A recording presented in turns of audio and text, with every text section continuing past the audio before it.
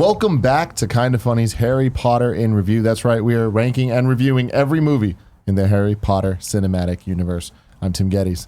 That's Andy Cortez. Good morning. We got Kevin Coelho. Good morning. We got Nick Scarpino. Good morning. Aloha more, And everyone. a beautiful shirt that I'm very jealous of. You can have it after I'm done with it. Okay, I appreciate that. Right off your back? Yeah, take it. I'm not stinky. I might be a little stinky. Oily. How dare you, Andy? Oh, man. Before we even get into it, I want to say shout out to our Patreon producers, Al Tribesman and David Mintel. Danny boy. The mind frame.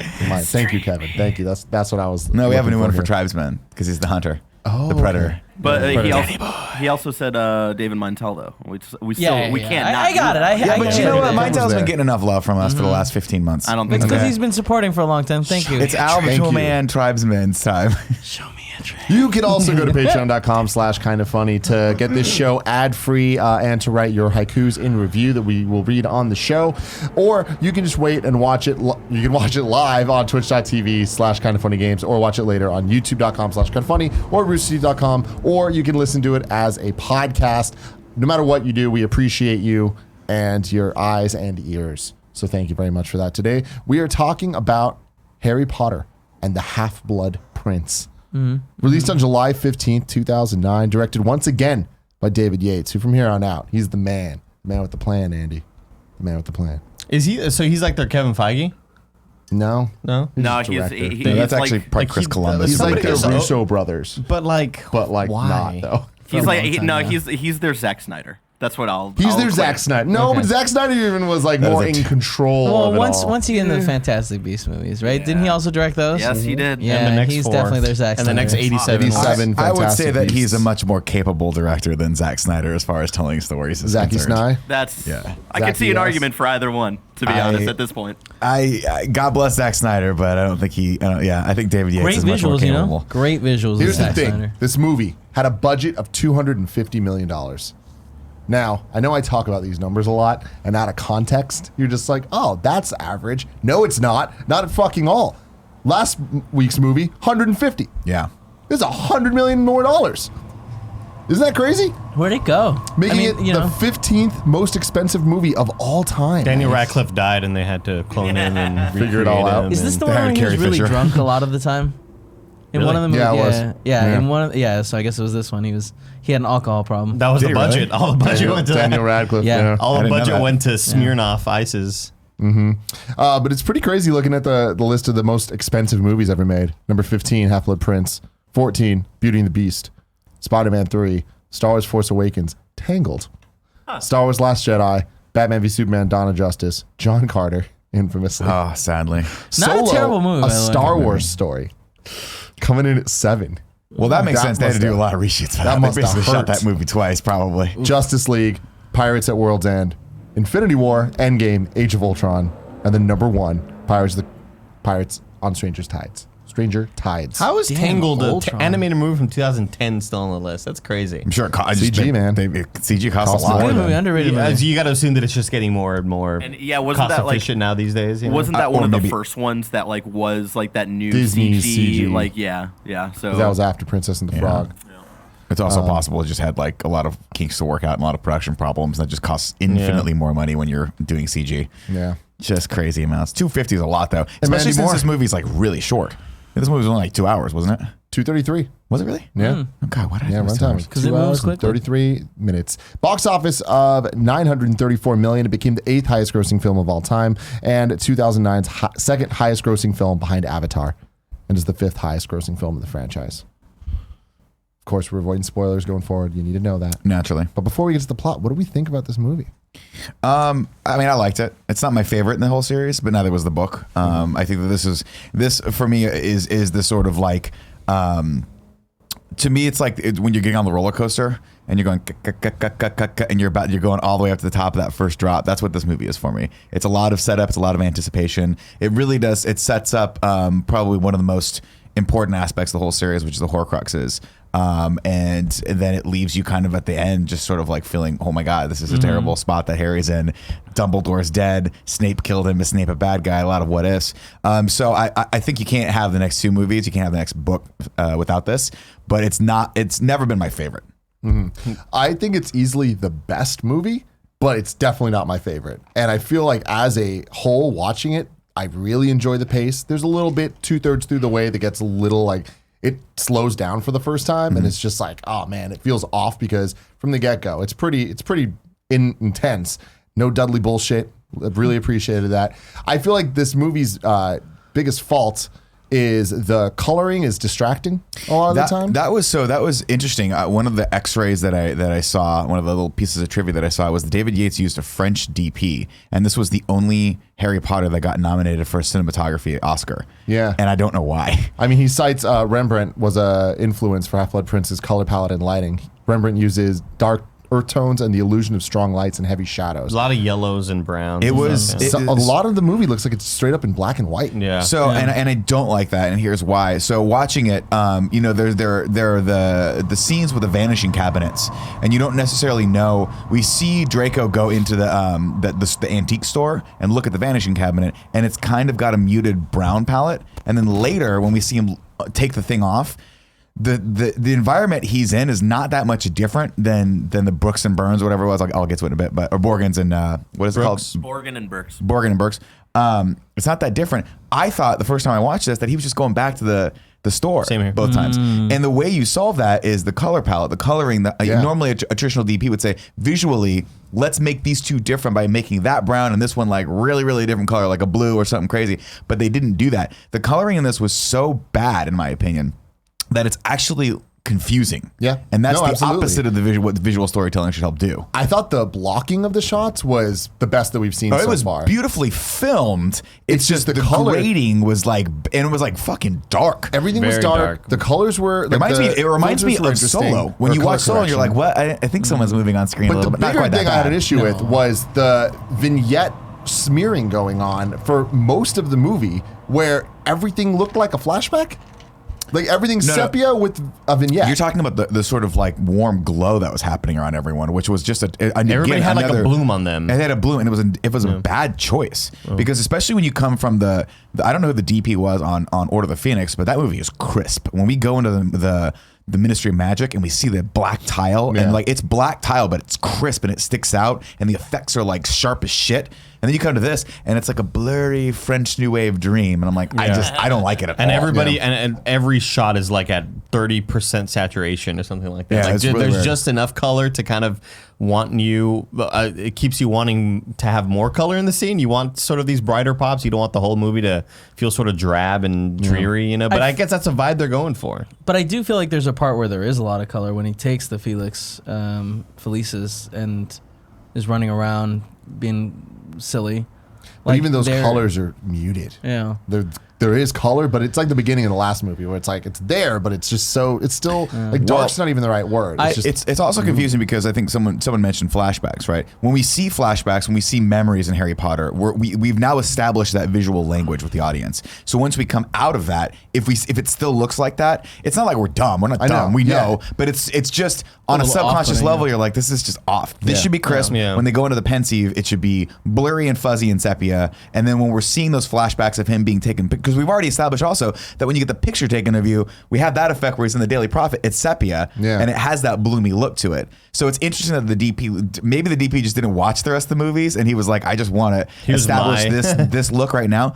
And to be fair, I think the movie is shot framing wise beautifully. Totally. And that's my thing is like the framing, the special just the effects, grading. the CG, Bad. so much of it. I'm like, wow, this is really good. I'm believing in the magic for the first time in this series. Like the shot when they're in the beginning where there's the house and it's all messed up and it's kind of reforming. Yeah. And when he gets up and he's In the like chair, that's in the awesome. I love that effect. It's like when it first happened, I was like, ugh, this is the Roald Dahl bullshit that I don't like about this. But pretty quickly, I'm like, oh, there's a practicality to this that like I believe in. Yeah. That's cool. And I'm like, they did a really good job, I think, of being finally making this a grown-up magic world. And I loved opening it with the Dementors and shit coming to London. I'm like, this is cool as hell. Like, I love the way that it looked. The Death Eaters, yeah. Loved that. Looked super, super rad, and I believed in it. And from the moment this movie started with them coming through, I'm like, oh, I'm in. What's going on? 3 minutes into this movie, I'm like, I'm already enjoying this more than some of the other ones. And I feel like that pace continues for the majority of this movie. I feel like plot-wise, this one lacks a kind of overarching like goal in the way that the other movies had. But the more I think about it, I'm like, I can't really use that as a complaint against this movie because I use the kind of just monster of the week plot as a complaint for the other ones. Right. So it's interesting to me. But I think my biggest criticism of this one is it shouldn't have took 6 movies to get here. And when we see the love connections happen, of which there's a lot, I'm into them. But I'm like, but these weren't really set up the last 5 movies.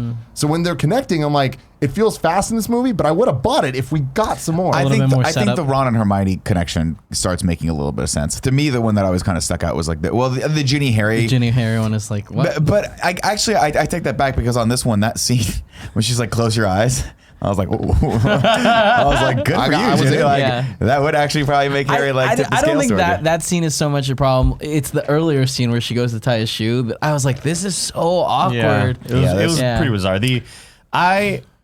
I kind of enjoyed the movie. I go into these movies like, kind of expecting not a whole lot from the ones that aren't Azkaban or Goblet of Fire and stuff like that. And I feel like this movie in particular is just such a big setup. Obviously, like Nick already mentioned that. It really reminds me of when you're watching a TV show and there's about to be a big battle or fight, and this is like the 2 episodes that lead into that where not a whole lot happens until the very, very, very end, but what we do get though is I think a lot of meaningful dialogue. I think a lot of meaningful plot and world building. And it's interesting stuff. All the flashback stuff with Tom Riddle I think is super cool. I love that actor that they cast as young Tom Riddle. he's awesome. He's just like really creepy and fucking weird. And you get that sort of dark vibe that like, oh, this guy's sinister and something's wrong, I got a little chamber of serious facts here for Fantastic. you. Young Voldemort / Tom Riddle is played by Hero Fiennes Tiffin. I don't know if that's right. Sure. Fiennes? It who's looks like it's spelled like Ralph Yes, Fiennes. who's the Rico. nephew of Ralph Fiennes. Oh, wow. Shit. Who plays adult Voldemort and Tom Riddle. The director said that he did not get the role due to his relation to Ralph, that he cast him due to his ability to find the darker space in his line readings. The Half-Blood Prince marked the 5th and 6th actors to play Voldemort. In the first film, Philosopher's Stone, he was played by Richard Bremer and Ian Hart. In Chamber of Secrets, he was portrayed by Christian Coulson. Ralph plays the adult Voldemort, and Hero and Frank play young and teen Voldemort in this one. I've always said this is my least favorite movie, but rewatching it this time, it certainly surprised me how much I enjoyed it. Where like I kind of put it on and I was like, all right, well, let's get through this one. But like, yeah, it hooks you, and like I'm kind of like I feel like what is it, Malfoy. Draco, like I feel like his acting's phenomenal in this one. Like we get some solid moments of him breaking down. That's one of the good things about the movie is that you actually start to flesh out Draco as a real character for the first time in 6 movies. He's not this like piece of Generic shit bad guy. generic bad guy. He's he's probably actually the most fascinating character in the whole thing because he's very conflicted. You start to get the feeling about 3/4 through, you're like, or actually even halfway through, you're like, he doesn't want to do this thing he has to do, but if he doesn't do it, he's going to die. And I love that dynamic between him and Snape, and how Snape's like, I'm going to make this vow, I have to, and it's not because I want to vanquish Voldemort, it's because I want to save Draco, which is crazy, and that says so much about Snape's character. And that's my thing is like I've known the spoiler forever because you can't get away from that. I had no idea how it happened. Yeah, I had no really idea the sad. setup. I had no idea what happened after, and I was just like, "This is so fucking cool." And Like, in the book, you it's really fun. They do leave you with that, like, I mean, you kind of get the feeling that you're like, okay, Snape's doing it to save Draco, but there is a level of doubt where you're like, I mean, because the it's never shot really after where it's Harry and Snape's just fucking him up. I'm like, this is rad. but you get that one moment where Dumbledore goes, Snape, please. And you're like, there's a little bit of you that's like, is he begging for his life? But then the rest of you is like, no, he's actually asking Snape to like, you have to do this. If you don't do this, all of our shit, all of our plans, this kid's life, everything could be at stake. So you have to kill me. I can't read lips. What's that? Never mind. You can say it. Yeah. Just Am I wrong? Future spoilers. Future spoilers, man. You're teetering on that a little bit. Oh, I apologize. Yeah. My apologies. I was gonna say that like it's so bizarre though, where I can't think of another film franchise that has this many movies that totally changes genre. Like when you compare this to part 1 and part 2, and then we get this, I feel like if a film franchise were to do this, it would have to be like a giant reboot where, hey guys, we are totally re-envisioning this franchise and we're giving it a whole new twist and turn. And now it's dark and it's muted and it's freaky. And there are a couple of jump scares that are like legitimately kind of scary. And I wouldn't recommend your kids watching the scene with all this It's creepy rated skeleton PG. people. No, there's no This way. movie's PG. This movie's- and there's blood dripping from the moment that the girl got like crucified. Oh my That's God. intense. What the fuck? Yeah, the whole it's- skeleton scene. I remember watching this. I watched this movie in theaters, and being in the theater, seeing that With the zombies. underwater part Yeah. with the creepy Yeah, zombies, yeah. I was fucking scared. Like, Yeah, oh my yeah. God, this is I- horrifying imagery. I think that like that gives a lot of points to like this as a series that where I feel like they introduced certain aspects of it that made it a little bit scarier and creepier and like it gets darker over time in such a smooth way that it I don't like think it's smooth at all. oh Like I feel it's pretty damn rigid. Yeah. Where it's like I hate that this is the 6th movie and then we're here. Well, my one criticism with the movie, and it was the same criticism I had with the book, was the title of the book's called The Half-Blood Prince. And the payoff at the end, you're like, one line? That's Yeah. what I'm going to get? This is the most mistitled movie book in the entire series, I would say. But I remember, now, again, we can get to this when we get to the book corner, but I don't remember the Half-Blood Prince payoff being that good in the book also. it could have it been the wasn't. memory. They Yeah. could have named it like Yeah. "and the memory of whatever the fuck." Yeah, but yeah, that's the problem is that like they titled it the Half-Blood Prince. It should have been but the even- Horcruxes. But even in the book, the Half-Blood Prince mystery plot is like the C plot. Yeah, of it's the not- book. it's not- yeah, like and- that's and- not the but important guys- thing. It fucking sounds cool. Yeah. It does sound awesome. It does. And also, but it I've is been the practicing most the line. I've been practicing the line. Yeah. You dare use my spells against me? It's so bad. it's, you're And really then, bad And then That's he goes, crazy. I'm the half-blood prince. To which Harry You would have got me like, there. You finally got there. That last one was good. Like a Yeah. 6.8 out of 10, man. We're getting there. you're a solid 2-3 years away from nailing that. You're gonna nail it, buddy. Getting it. It's I so love hard. it. I love Trust it. me. Do you know, guys? Like I rewound that line many times. So That's why it took me 3 hours to watch this that's movie. amazing. Hit me with the plot, please. Ladies and Greg's gentlemen, not here, but worry not. Nick will tell us the plot. once again, I must ask too much of you, gentlemen. And Harry. We start on the Warner Brothers logo, and we hear the echoes of Bellatrix Lestrange singing rather, I killed Sirius Black. And Harry, we're back at the Ministry right after the last movie. Harry's getting his picture taken. Dumbledore puts his arm around him, and his hand is just super majestic in this one important note.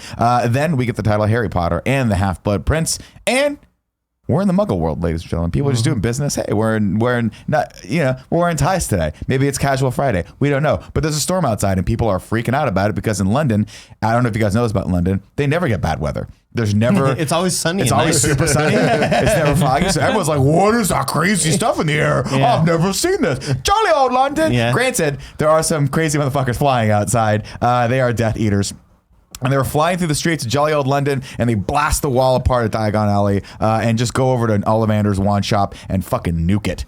And then they go in and they grab Ollivander, and well, we assume it's Ollivander. We don't see. I don't think we see him. They have like bagged. no their yeah heads. the bag to But there's two people they grab. One of whom has the maybe kind of looks like Ollivander. We don't know. That might be a future spoiler. And we see. I was literally trying not to spoil it, and then I just went deep into it. And we see Fenrir Greyback. Is that how you say his name? yeah Yeah, the werewolf man. The half guy. werewolf, half man, all sexy. Is he? Super hairy. He's very hairy. His hairline is like at his nostril. And then for no reason, right after this, they just Magneto the hell out of a bridge in London. They're like, yeah. let's just twist the shit out of this bridge for no reason. It's like, why are you Kill doing all this? Muggles. I guess so. Flash Statements. forward, and Harry's just having a cup of the old coffee. Cup of Joe. At a train station in Little Winging. nailed it Winging. Nailed it. And reading about himself. Which is a pro move if you want to impress that super smoking hot waitress that's he been did waiting it. on you. Yeah, And man, he yeah, I did. know. And what does she say, Nick? She goes, who is Harry Potter? Yeah. And Harry goes, he's no one really. He's kind of a tosser, is what he Yeah. says to him. And then I forgot. I didn't write down what she said. What she said. She about- goes, 11. Oh, we're getting to that part. Yeah. God damn. Sorry, I'm sorry. Let's get it, Harry. And he scores that day because he starts talking. She goes 11. Which is when she gets off, and Harry is probably gonna get off about 30 seconds after that. Outside, shit's getting kind of cold, and a train starts passing, and Harry starts freaking out. But Rest, don't worry, ladies and gentlemen. It's just good old-fashioned Dumbledore just hanging out there in his Dumbledore PJs. You'd think like maybe put a pair of pants on, man. Okay, you look like a fucking wizard. He's the most powerful wizard out there. You look like a wizard. He's got nothing to prove. Yeah, exactly. Dumbledore tells Harry he's been reckless, and then shows him his creepy old dead hand. And Harry's like, ew, but doesn't really ask about it, which is weird. Because Tim, if you came to work one day and your fucking hand was black, I'd be like, What's going on there? Did you have a conversation about this, Tim? Well, he kind of said. He said, I've been reckless too. Yeah, whatever. This story's good. He's like, all right, cool. And then Dumbledore goes, hey, man, just take my quick pimp arm. And Harry looks back at the cute waitress who's waiting for him. At this point, I'd be like this. Listen, dude. I'd be like, let's break this down for a second, Dee Dee. I've been through a lot. Dumbledore. Okay? All right. Oh, Dumbledore, sure. Yeah. Listen. Uncle Harry's Why are been you through doing a lot. of stuff I with don't your know. tongue? He's Listen. doing it with his throat, Okay. too. Did you see that? Listen to me. Uncle Harry's been through a lot, Dee Dee, okay? Can this shit just not wait one more hour? Can I not have a fucking minute to have happiness with this girl that's clearly into me? Like, the worst thing that could possibly come from this, I get free coffee for life. You see what I'm saying? Sure, yeah. Best thing? We're just cramming into each other. You know what I mean? Yeah. I'm a teenager, she's a teenager, it's all legal. I thought you were about to deep throw that microphone, dude. You were about to swallow it like an Christ. anaconda. I'm so mad about this. It was upsetting. It's And he upsetting. gives him a little speech, too, where he's like, you can't do that, you know? Yeah. We got more important things to do. And it's just like, bro, DD. be cool. Come on, you know? Good Of course, old Dee Dee. Harry takes Albus's arm and they apparate over to an old creepy house that's been super ransacked. The ceiling is leaking blood, which Dumbledore doesn't hesitate, just put in his mouth, just Yeah. lick, right? Off of Harry's head. It's just I'd be like, dude, Was it off his head? I'd be like, Yeah. let's take stock of what just I don't happened. remember that. That's I creepy. left potentially the best date of my life for you to lick blood off my head. Fuck this world. down ass Fuck the place. wizard. But I also, would call there's, Voldemort, but like, you win. there's blood on my head. Yeah. Yeah. Which is not where I wanted to be. Realizing, of course, that it's been staged, Albus goes over to a little armchair and pokes it. And it changes into Horace Slughorn, and I love this effect because it kind of looks practical, but it's not really practical. But it's such a well done effect. It looks like when you see those gifs of the little kids as like Transformers. Yeah. And they're like on the ground and they stand up and then they come back down. Of course, Horace is hiding because he's been getting some rather aggressive offers from the Death Eaters to come join their gang, and he's like, I don't want to do that, and it's only a matter of time before they get really, really aggressive with it. So I've just been hopping from Muggle house to Muggle house, dodging them, and then we get a fun scene where Dumbledore's like, should we put everything back together? And he does it, and they put everything back together, including, for whatever reason, Horace's Slughorn's shelves of fame, which I guess he just brings with him to every Muggle house that he goes to. Yeah. He's a little obsessed. He's a little weird. Of course, Horace, excuse me. Hoary. I called him Hoary. I like it. Slughorn tells Harry that his mother was once a favorite of his and shows him the shelf of the students. We get a little montage of past wizards like Barnus Cuff, editor of the Daily Prophet, Gwynog Jones, who's the captain of the Holyhead Harpies, and Sirius Black's younger brother, Regulus Black, and of course then Harry's mother, Lily. He has this. We started learning that he has this menagerie of famous witches and wizards that he keeps contact with for hookups, which I assume was just the part where Tim Gettys was like, "This is what I would do if I was in the wizarding Hell yeah, world." man. The Illuminati. Of course, Dumbledore wants Slughorn to return to Hogwarts and is clearly using Harry as bait. Slughorn really can't resist this, collecting Harry because Harry is, of course, would be the crown jewel, and so it's basically he gets him to sign back up to come back and teach at Hogwarts. And which we're starting to get, we're like, it's weird, and Dumbledore's like, it's very crucial that he return, and you're like, okay. Now this is when I was like, hey Dumbledore, I know you're a genius. Yeah. But maybe just sit the motherfucker down and threaten him. How about a threat? You know what I mean? All right. I'm just saying, That just seems why do we lame. have bait? The best why do we live have to bait go ever. through a whole year of trying to con this You're guy saying stealing his It's the memory. long play. I don't yeah. when you sit his ass down and go, it's either me or Moody you're going to deal with. Good cop, bad cop. Okay? Moody comes in, looks a lot like Kevin. Kevin comes in, takes his leg off, hits him in the fucking head with it. Jeez, I Oh, can you see give it. him some of that truth serum. Truth serum. Give him some of that truth potion. Vericellism. Uh-huh. But he already Veritaserum. changed his memory, so I don't think it's as easy to extract as possible. He's a powerful wizard. shout outs Forget to everything you know. Shout outs to Also. that like when they're actually watching and it gets all like and it's like, I love that. That's so it's cool. distorted. Yeah, it's really well done. Of course, Dumbledore, as they walk away, Dumbledore apologizes for taking him away from Little Wing, but tells him he can't return. Harry's like, it's cool. I'll just go back tomorrow. I'll make up an excuse. And I'm like, Harry, women don't like that, but it's cool. Maybe you'll play the bad guy character. Anyway, and Dumbledore's like, you can't. Sorry. You can't go back there. Nah, dude. Shit's been going crazy, and we got to go back to Hogwarts. And Harry's like, well, shit. Now I'm never getting laid. I'll never use my penis, and I'll just have to pretend like my wand is my penis sometimes. Let's see. Harry, of course. It's not even trying. I know. It's not even funny. That was it. It's been a long week.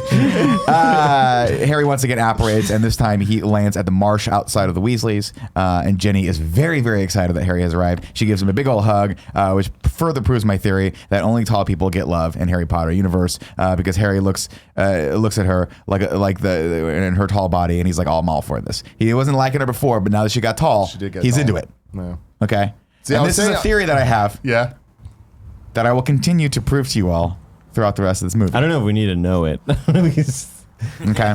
Ron, Hermione, and Harry all hang out while Harry makes a small, sad fire out of the Daily Prophet, which for some reason features Malfoy. We're not quite sure. Their parents don't want them to go back to Hogwarts. Apparently, that's the big kerfuffle. And everyone's like, but this is Hogwarts, man. We're safe there. And everyone's like, we're not safe anywhere. Like, we're always in danger. Who cares? Yeah. Like, Especially you now. know?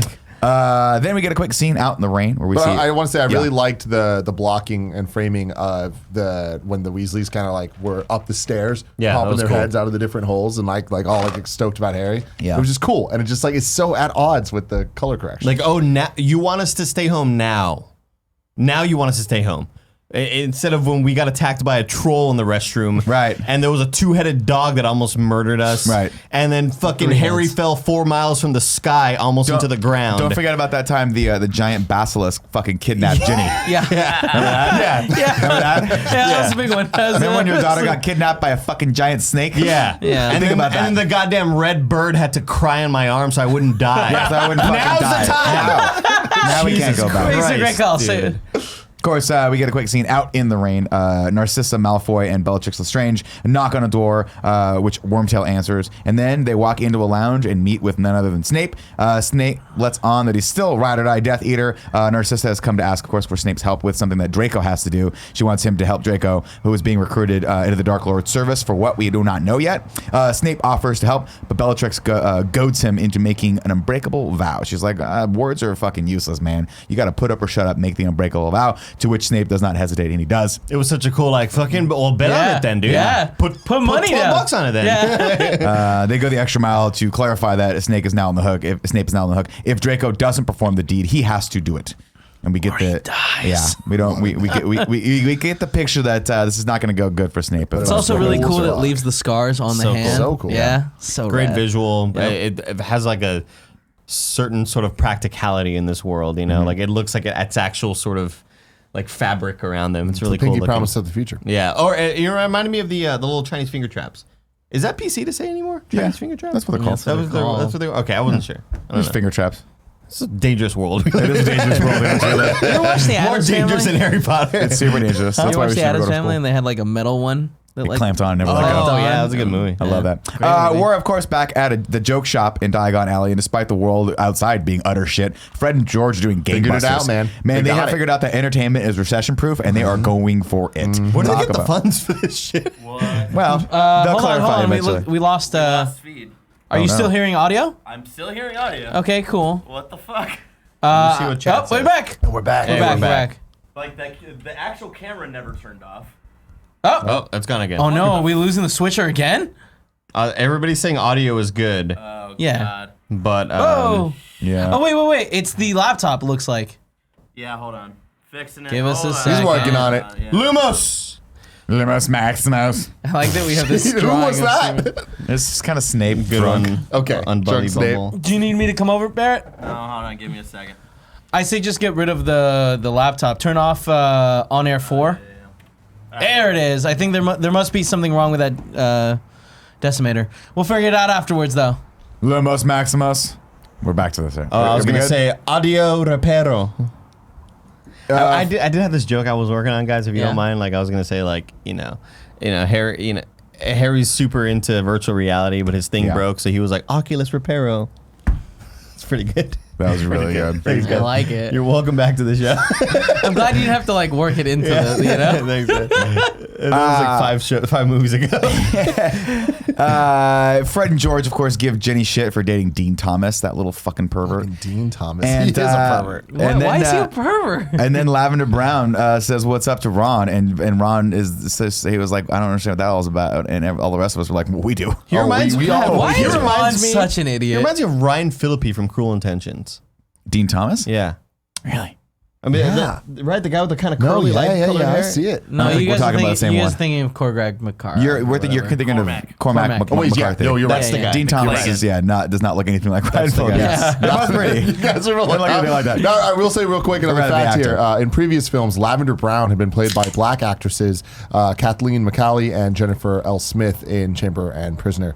The change of her race as the character moved into a main role was not well received, to say the least. No shit. I didn't even catch that. I guess Me neither. Well, yeah, that's the thing. She's like, only no a one- background character Yeah. in like the other movies. The kids walk past Ollivanders and notice it's been blown out, and they spot Draco and Narcissa, who follow them, and then they follow them down a dark alley past a wanted poster for Fenrir Greybeard. Harry scales the building like fucking goddamn Tobey Maguire from Spider-Man 1 and looks into Borgin and Burke's. Like, it was weird. He was just like, I'm like, how? I mean, we just Maybe saw, he missed his didn't we calling. didn't we just see him on the top? No, we literally. He's like scaling it I up. know the Spider-Man scene you're talking about, but we didn't. Boom, boom, boom, boom, boom, boom, boom, Spider-Man. And the PS1 graphics. Yeah, it was pretty bad. Harry scales the building and looks down into Borgin and Burke's, where he sees Malfoy delicately caressing an ornate cabinet, which kind of looks like a giant version of the puzzle Delicately box from Hellraiser, which is weird. Then we're back on the train. Luna Lovegood is passing out copies of the Quibbler, and she's still super fucking weird. And it's just like, get out of here! I'm like, get out of here with all that fucking Raxburg shit. What is it? Raxburg shit. She's like, what's Raxburg? They infect your brain.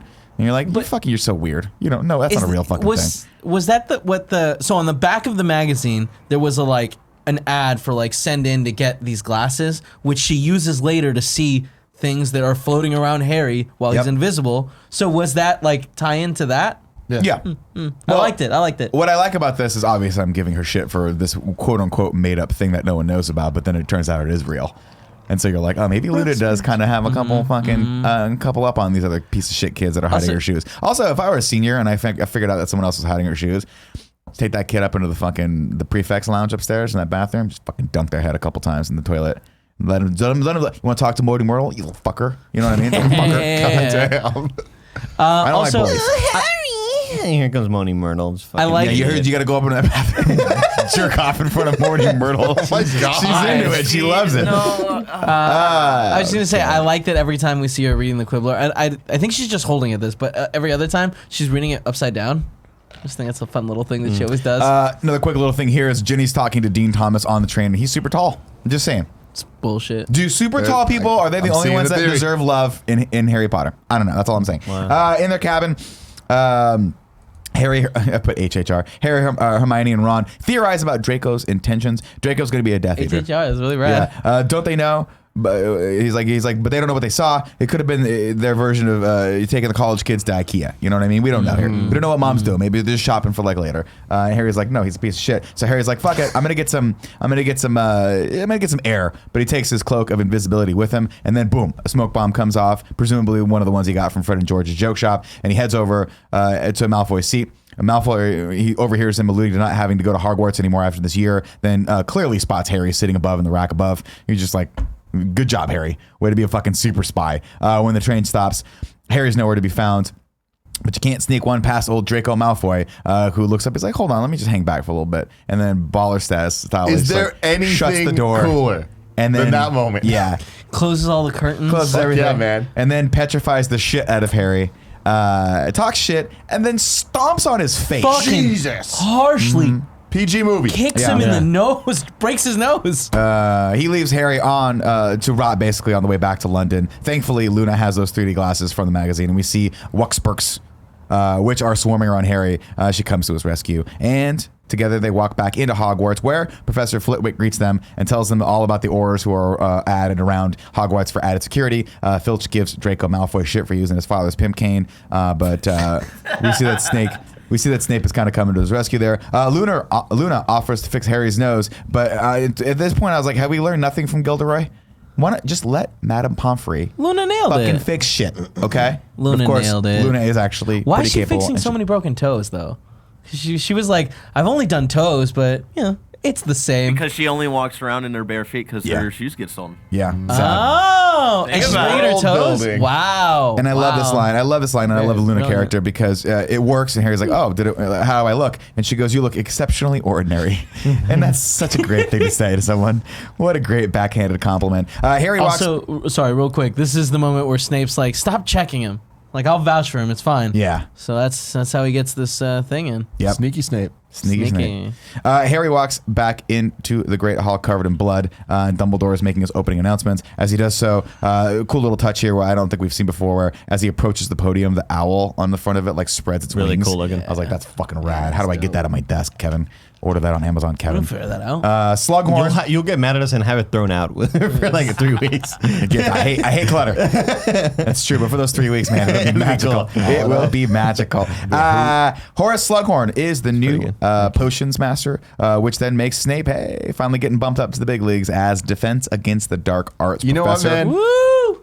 I felt He it. deserves He it. finally Yeah, got his I call. felt I was it. like, Moment get as it, a dude. fan. I get it. He But you know finally what got invited sucks? to the barbecue. They don't ever have a potion or lesson with him. It's true. Yeah, And that's we so- don't ever you see don't it. ever see him teach defense Who against the cares? dark. See him teach it last movie. You'd think he would have been good, though. Wait. Oh, yeah. Harry. Where, No, he 2 taught movies it. ago. No, yeah, Acclimacy. 3 Clemency. movies ago with fucking taking over for Lupin that one Yeah. lesson. That's all you need. Dumbledore tells the kids about Tom Riddle, who was once a student. And quote, as I stand looking out upon you all tonight, I'm reminded of a sobering fact. Every day, every hour, this very minute, perhaps dark forces attempt to penetrate this castle's walls. But in the end, their greatest weapon, and then we get a quick shot of Malfoy, is you. Just something to think about. Now off to bed. Dumbledore great the with the, shit with they the say to inspirational these kids speeches. in the first day.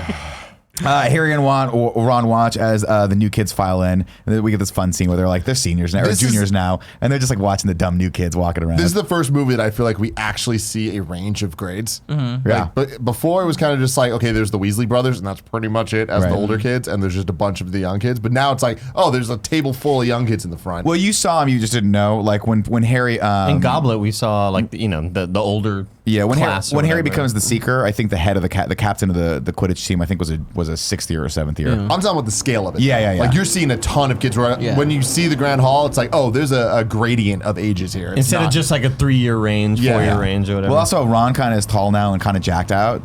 Should we call him John from now on? Jacked Ron? no. All right. Of course, Professor McGonagall tells Harry, she's like, hey, Harry, you got a lot of time. Get your ass. Maybe Ron Beastly. Oh! This is why we love you. This is why we love you. Professor McGonagall tells Harry to get his ass the potions. Harry's like, I don't have to take potions. She's like, motherfucker, get your ass the potions, okay? Yeah. You got more shit to do here than just being a student. Well, she was like, if you want to be an Auror, you have to take potion. And he's like, yeah, but you need to get what? Excellent or exceeds? Yeah, He to get- needed to get under Snape again. They don't set up any of like this stuff really at all in the other movies. But yeah, he wants to become an Auror. He has to take potions. He has, like, advanced potions, Yeah, right? he has to take Yeah. advanced potions. But to take advanced potions, he needs to get an Top grade. outstanding. He needs to get an outstanding under Snape.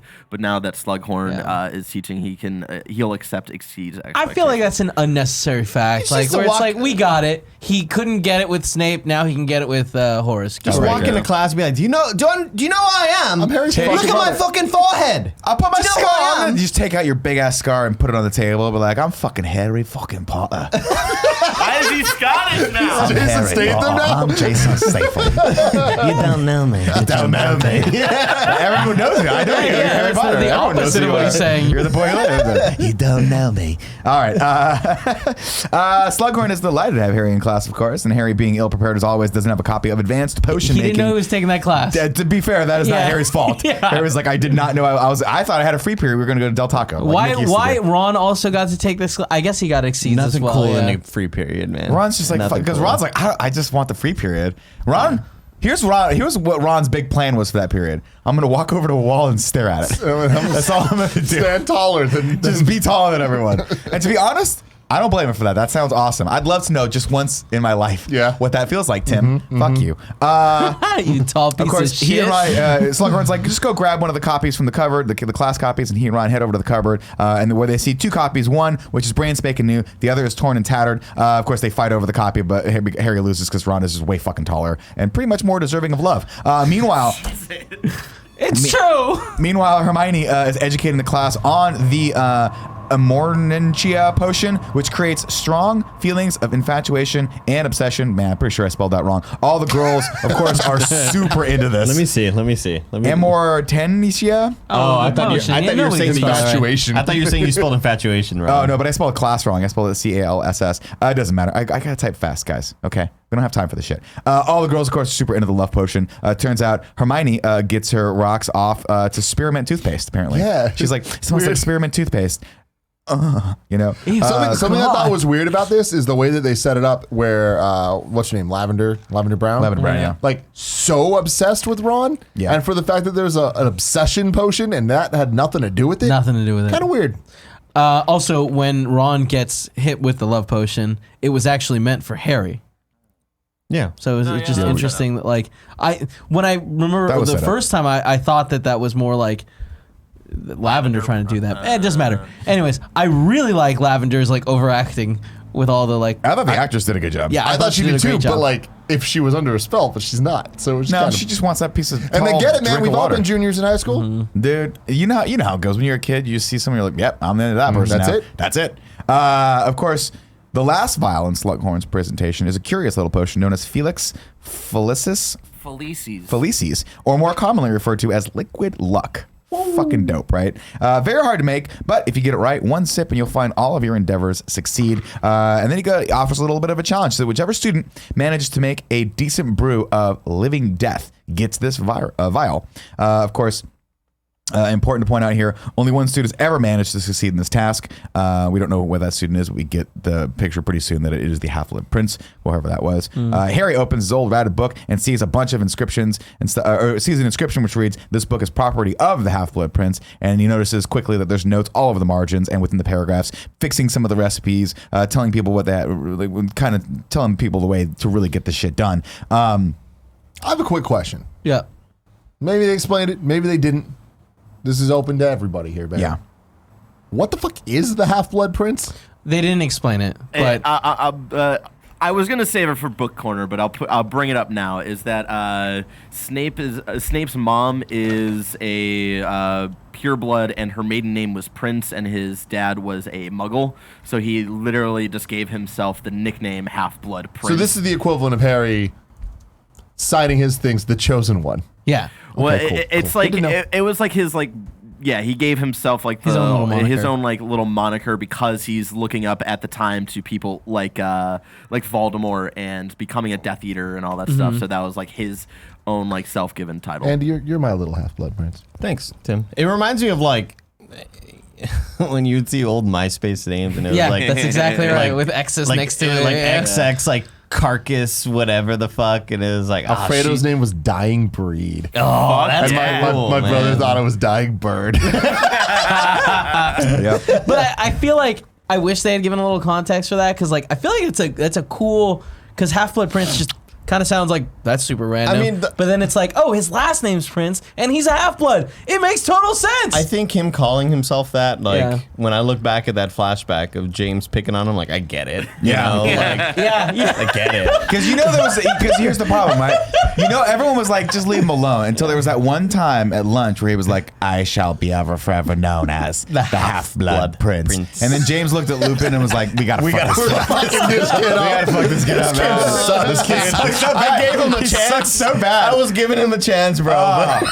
Fucking A. Back into Potions class, of course, Harry starts looking through all of these new techniques that the Half-Blood Prince has written and realizes very quickly, like, this actually is pretty cool. So he starts following them, and for once in his life, and probably the only time actually, he gets one over on old Hermione, who is like, I don't like this. Every time they come back to her and her hair is like a mess from all the bigger and steam. bigger. It's just so good of her being like, no, you cut him, not smash him. He's like, I'm I'm gonna do it my way. Yeah. I'm gonna do it my way. Harry, really of cool. course, Yeah. wins, Seems cool. very easily wins the vial and wins the day. Then rolls up to Dumbledore's office, and Dumbledore is looking at Tom Riddle's notebook from Chamber of Secrets, which I thought was cool. They have a little slight chit chat, and then Dumbledore basically like cuts to the chase. He has a cabinet full of memories, interactions with Tom Riddle. They head to the Pensieve, and Harry relives a memory of the first time Dumbledore met Tom at the Wolves Orphanage. Just looks like the most depressing fucking place on the planet. Tom has been causing all sorts of havoc with the kids there. A bit of a little psychopath, this one is. Why not teach him how to do really crazy, deadly shit with magic? Makes sense. But all What of a could sudden, possibly go wrong? This movie changes to Dark Phoenix. Oh, yeah. For about 5 minutes. 5 and seconds. I'm like, oh shit, it's Xavier. This is weird. I like this scene though, because there's a couple nuances to this scene that are very interesting. Dumbledore meets with Tom, and we see shots of things around the room. We see a picture of the rock in the middle of that rock, the crazy sea that they're going to go to at the end of the movie, which is cool. So it's a place where he has been to before. Yeah. See, I didn't like that. It Oh, seems really? super random. Like I get that it's like, oh, it's setting up where they go later. Again, where in they the- go later, it's like, okay, well, why did you transport to the rock and then inside? Yeah. Like why So not that just you can go see the inside? shot. I know, but Right? it's like Yeah. that seems like that's not clever movie making. I like to that's think that Dumbledore was like, oh fuck, I missed.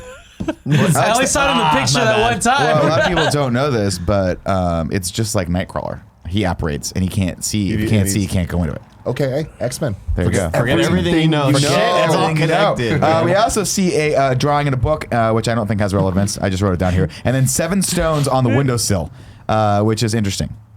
7 stones on the windowsill. 7 books. seven. Dumbledore tries to bond with Tom by telling him that we're alike, and Tom wants him to prove it. So Dumbledore lights the wardrobe on fire. And then you're like, that's fucking crazy. Yeah, that's a weird It's thing like to when do. you're about, like, someone's like, prove that you're crazier than me, man. And then you just go over and fucking stab someone. You're like, like, where are we at? But it turns out he lights the wardrobe on fire because there's a couple things in there that don't belong to Tom. There's a couple things that, quote unquote, want out. And it's because Tom's been stealing shit from kids as he's like presumably bullying them. He is. And I read a bullying piece him. of trivia. I don't know if it ever comes back up, but I read a piece of trivia about that bluff and that Yeah. rock, which is just a place that he had gone to and like on Tortured kids. tortured kids, basically Yeah. on like a school trip. Yeah. So none of that matters. Not probably would have been cool, but not necessary to work that in. I wonder if that's where he did, like, the first time he did dark magic without knowing and somehow used their blood and found that it opens or, like, you know?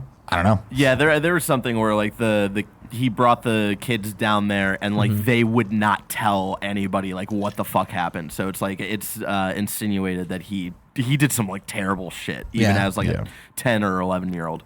Exactly, Tim. Dumbledore, of course, tells him, "Listen, man, that shit, none of this shit's gonna fly at Hogwarts." And then Tom's like, "Hey, I got this other thing I could do. I can talk to snakes. Is that normal for someone like me?"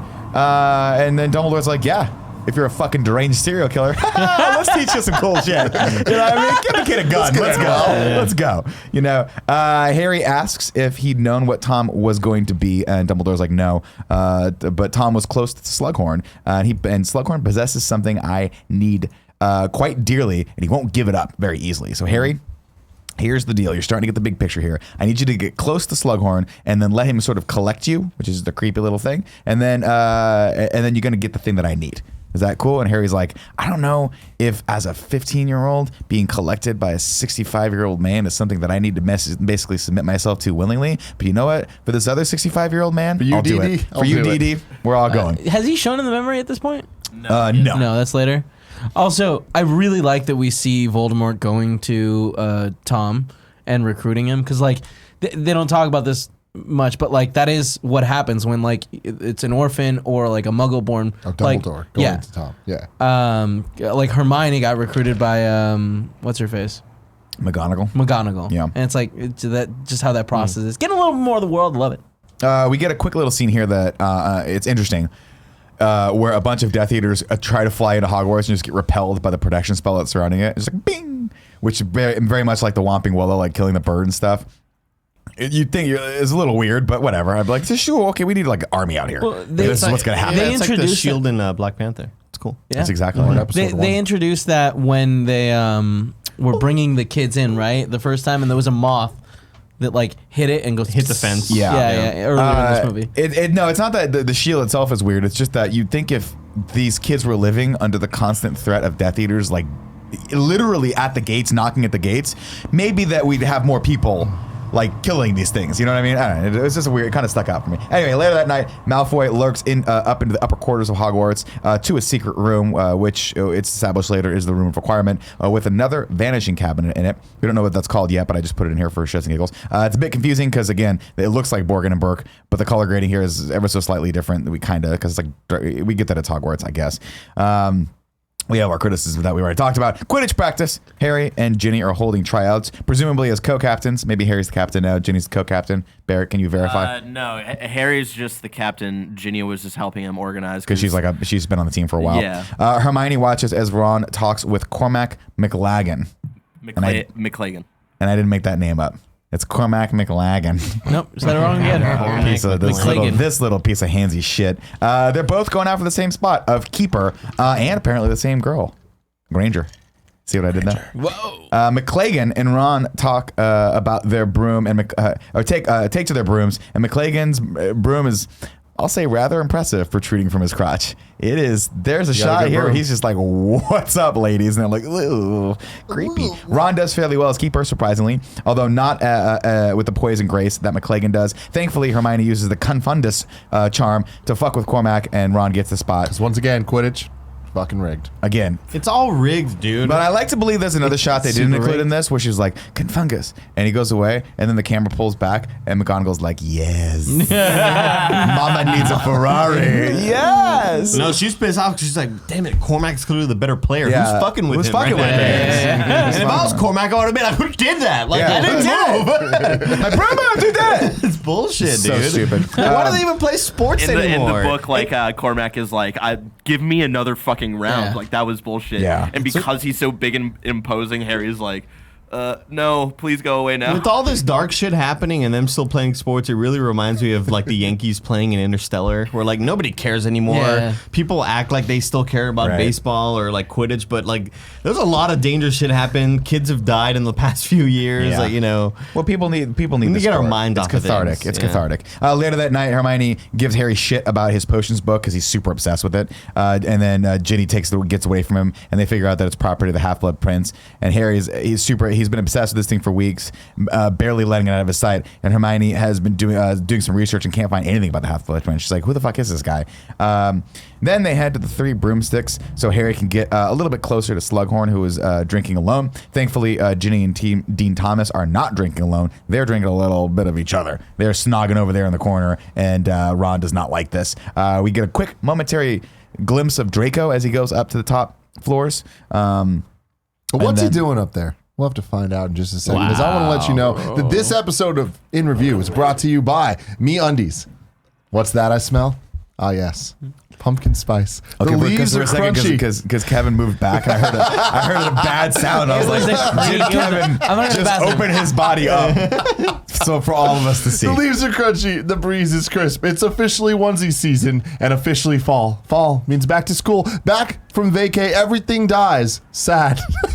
Whoa. That's in the read. This isn't the read. Jesus, but fall MeUndies. is the time to get soft. It's time to get cozy. It's time to cuddle up. MeUndies, the softest undies in the world, knows a little thing or two about that. When they say that they're soft, they mean that they're softer than the foam on top of your pumpkin spice latte. They mean they're softer than your favorite hoodie. Softer and cozier than drinking a warm mug of hot apple cider. That's softer a softer onesie. Many things, many things. Are you wearing them right now? No.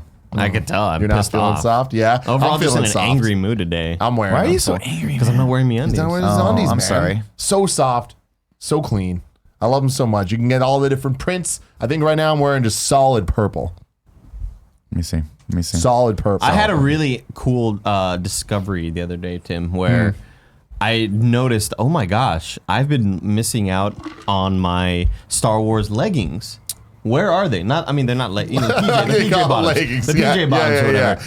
And Lounge pants. And then I was moving my bed, and they had fallen in between the wall and the bed, and I was so happy. I was like, oh my, I thought they had lost. I thought they were gone at time. What a great Here they thing are for you. So many fun things. For you first-time purchasers out there, you can get 15% off and free shipping. This is a no-brainer, especially because they have a 100% satisfaction guarantee. To get your 50% off your first pair, free shipping, and 100% satisfaction guarantee, go to MeUndies.com/morning.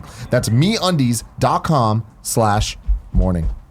Also, God, Kevin, Shout out to Upstart. As most of us have found out the hard way, getting into debt is easy. Getting out is hard, especially if your FICO score isn't great. Thankfully now, there's Upstart.com, the revolutionary lending platform that knows you're more than just your credit score and offers smarter interest rates to help you pay off high interest credit card debt.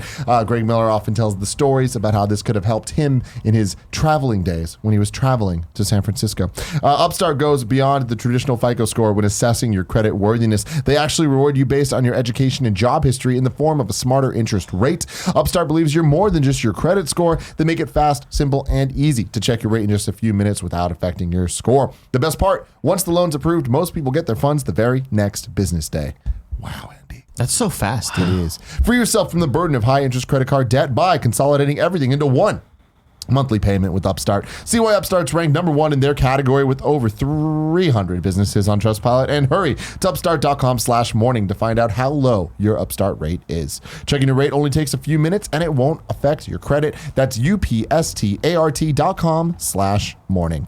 And finally, shout out to Zebit. Zebit believes that everyone deserves access to lifelong interest-free credit. With Zebit, you have the power to buy what you need and pay off over time. Interest-free, the Zebit marketplace has everything you need, from everyday items and electronics to furniture and appliances, all from your favorite brands, all at competitive prices. Zebit provides a better zero interest credit option for all members, no matter your credit score. With Zebit, there's zero cost to join, zero membership fees, zero late fees, zero Zebit. Yeah, there's Z's going on here. You know what I mean? Zebit does not impact your credit score. Zebit has everyday items at everyday prices in their marketplace. They have more than 50,000 products that you can get. Brand names like Xbox, Sony, Apple, GoPro, and Fitbit. From electronics to barbecues, furniture, and more. Zebit has everything you need for when you need it. Zebit has a 5-star rating on Trustpilot, so you should check them out. You can go to zebit.com/morning for $2,500 of interest-free credit. You can sign up at Zebit today at zebit.com/morning and get up to $2,500 credit to shop the Zebit marketplace at zero interest, zero cost to join. That's zebit.com/morning for up to $2,500 of interest-free credit. Nick. Yes. The plot. What was Malfoy up to? Wait, real quick before we do that. Sorry, I ran in because I was trying to get in before you were done with me on these things, so I can talk about how much I like the onesie. My bad. It's all good, man. What onesie do you have? I have the one with mermaids, and that's my favorite right now. I also have the green flannel one. It doesn't matter. We can move on. It's so comfortable. The plan works because Harry gets a very exclusive invite to Slughorn's exclusive supper party, or as the students refer to it, the Slug Club. Slug Club, baby. Which is dope. A lot of X-Men stuff here, man. The Hellfire Club going on. Yeah. We got some Professor X. We got some Jimmy Gray. Harry lets Hermione and Ron in on the plan. Dumbledore has asked him to get to know Slughorn. Hermione is I guess I put super into Ron. This is where the flirtation starts to get a little bit more apparent, evidently. On the way back, they discover Katie Bell and Leanne. Katie has touched something and is now possessed by the fucking devil. She floats up into the sky and screams in the crucifix position and falls to the ground. Harry inspects the cause of all of this, which is like an ornate necklace. And Professor McGonagall interrogates Leanne. Katie didn't have that thing when she entered the Three Broomsticks. She probably got it from some scumbag DJ who's way too old to be turning discs and skeezing on fucking young girls. I don't know. That's my theory on it. That I really talk about what it is. Apparently, she went into the bathroom, and when she came back, she had this package which she was like super intent to deliver to Dumbledore. Snape inspects the necklace. It's deadly. Harry accuses Malfoy with no evidence. Snape's like, "Well, it must be awesome to be you to just know this stuff." And Harry's like, "Come on, bruh." But like, come on, bruh. He was right. He was right, you know? And Snape dismisses him. Later that night, Ron is obsessed with Ginny snogging Dean. Ron asks... Shout out to snogging. Yeah. Like, they're just really just going to call it that consistently. That's what the Brits call it. Ron asks what Dean sees in Ginny. And Harry's like, well, you know, she's smart and kind and attractive. Has good skin. Great skin. And Ron's like, what? Hey, what the fuck, bro? That's my sister you're skeezing on there. Yeah. And Harry's like, well... Really funny back and forth. I just love back that and forth. good skin. What the fuck are you talking about? And then we have and then he goes, Hermione has nice skin. I love that line. which is I nice. love that line. And I'm just like, Ron, pull the fucking trigger, bro. Yeah, you know pull what? the trigger. They fall asleep and we see Malfoy's footsteps on the Marauders map because he's sneaking around a little bit upstairs. Supper club time. Slughorn is asking everyone about their important relatives and families, basically prying him for information on how he can get the hookups later in life. Hermione and Harry are uncomfortable until Ginny comes in. She's been crying, which means she's been fighting with Dean again. Slughorn makes an off-color remark about the big kid over in the corner that's eating too much of the ice cream. We've all been there. And man, it just reminds me of high school when my band director told me to lose weight. We really have. And I'll tell you what, man. I'll tell you what. Shaming It hurts. It hurts every time. Hermione gives Ice Harry cream makes it feel better though. as Harry's kind of staring at her, Ginny, then the Hermione pain gives her comes back. Harry like the what's up look. Like, what's up, dude? oh, I What's see- up? I I see see you. what's up. I see you. I see you. And Harry's like, oh, I'm dumb. He plays dumb. Harry, of course, hangs back after everyone leaves under the guise of admiring Slughorn's cool hourglass. The sand which kind of moves in a circular, like infinite motion, and the faster it moves is based on the how good the conversation is. Isn't it the slower it moves is how good the conversation I don't know. is? I didn't pick up that. However, the sand moves is That's related time. to the conversation. Yeah. He asks Slughorn. That makes more sense actually, because time stands still when you're having fun. I don't know. Doesn't matter. He asks Slughorn if. Flies by when you're having. Yeah, time flies. Yeah. So wouldn't the sand all right. move faster? You're right then. That's what I'm talking about. Boring No, conversations no. are slow. The good conversation. The thing is designed to Spit in my mouth. have good conversations. Like if Yeah. the conversation is good, then the sand will move slower. Are you sure? Yes. Yeah. Yeah. But like when he's saying bye, Because this. you're running out of time. All right, guys. Whatever. He asks Slughorn if Tom Riddle made Slughorn's Shelf of Fame. Slughorn is noticeably shaken by the question. Harry uses the old "he killed my parents" excuse for wanting to know more. He's like, "He killed my parents. You Good gotta old, kind "He of tell killed me." my parents. And he's like, "Fuck, he did kill your parents." Yeah, he did kill your Yeah, parents. you're right. Slughorn says that Tom was a quiet boy, committed to being a first-rate wizard, not unlike Harry. He's like a lot of kids, including you. If there was if a monster existed, it was buried deep within.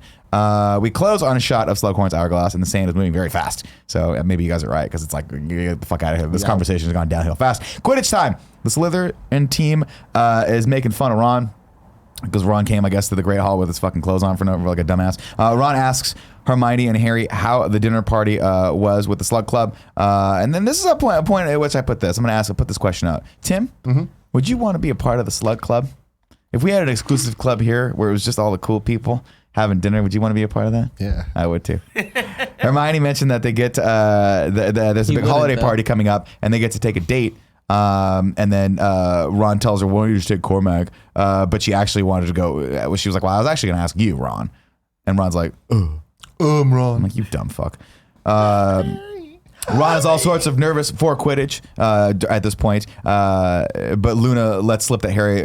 Luna's like, "Oh, is that why you put something in his drink?" And Ron's like, "Did you put the liquid luck in his drink?" And Harry's like, "Maybe." And Hermione's like, "Dude, that's super illegal." And Harry's like, "You fucking used the Confundus charm to ass a guy out of a Quidditch career. He could have gone to fucking college on that scholarship. Yeah. And you fucked him over." He'll be talking about that for years. Way talking for years, man. That's, I mean, Could have gone pro. cut but to him having a severe alcohol problem 30 years from now because of that one decision that she made. Ryan Phillippe. Sure. I digress. Sure. Ryan Phillippe. Exactly. Exactly. You nailed it.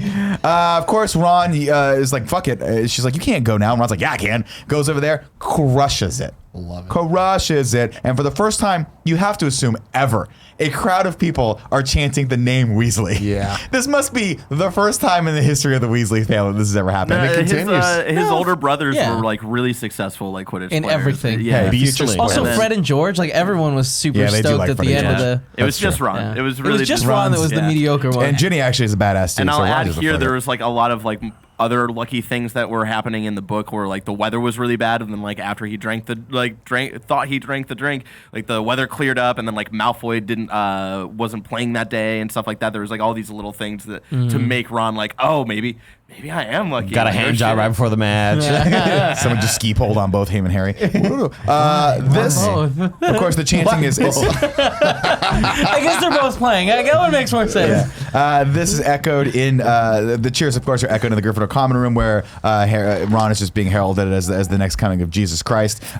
Hermione chides Harry for using liquid luck until Harry kind of lets it slip. He's like, "I didn't use it. I just gave him the confidence that he needed." Love that reveal. And which is Yeah. I didn't That was see a it good coming. moment, It was dude. good. Hermione is relieved, of course, until Ron walks over and it just gets fucking attacked by Lavender and all hell breaks loose. And she's just like on top of him and it's hot. And there's body, you don't know where one 16. body starts and the other one stops. We got a stage 5 clinger here, man. You gotta stay, oh my God, yeah, we didn't know this was coming. But Yeah. Ron learned a lesson the hard way. Be careful, Ron. Be careful. Yeah. Out in the hallway, Harry catches up with Hermione, who is crying. They compare war wounds, of course. Harry is actually a lot more broken up over the Dean and Ginny thing, as not quite as broken up as Hermione is over Ron. but- I really enjoy how much Hermione just calls him out. She's like, dude, like, you know what I'm going through. And he's like, huh? yeah, She's I like, guess oh, I come kinda on. do. I'm not an idiot. Like, no one watching the movies saw it, but she figured it out. Yeah. yeah, we didn't get it. Yeah. But apparently What's she up did. with Cho?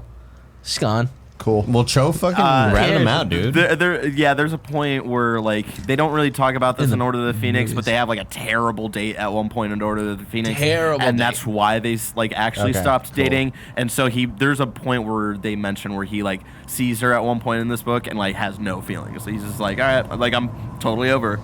We get a cool shot here where Ron comes around the corner with Lavender. They're looking for a place, and then Hermione's like, To just bang it out. It's just Yeah. like, damn, you horny little fucks. and Hermione like throws a bird at him.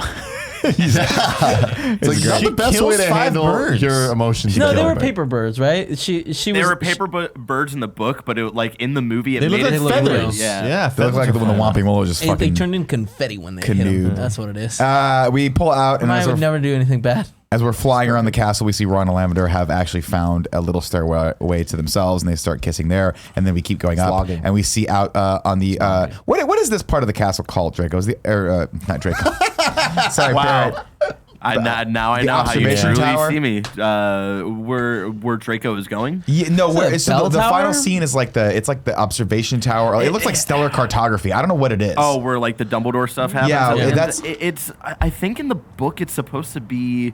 It's like a supposed to lookout. happen at the astronomy tower. I believe. Yeah, that's that's what it probably is. astronomy tower. is called that. Maybe Draco's up there, maybe not. But anyway, he's on a lookout someplace, and he's basically like, you really start to get the feeling that Draco's contemplating the weight of this upcoming decision that he has to make.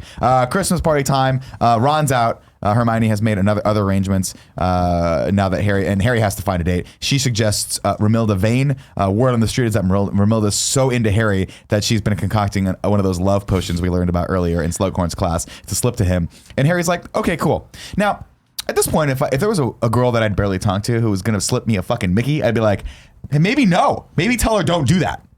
Yeah. Okay? Illegal. Instead, he's just like, oh, which one is she at? I like that whole scene. And I like that too. Yeah. In the book, he is like very wary of Romilda Vane, where he's like, "Not get me the fuck away from her." Yeah. But also Hermione calls it right. She's like, she only wants to be with you because you're the chosen one. Right. And Harry's And he's like, I says, sure I am the chosen one. Harry's like, what is the point of sacrificing my parents if I can't get some ass every once in a You know while? who I am? Look at my fucking forehead.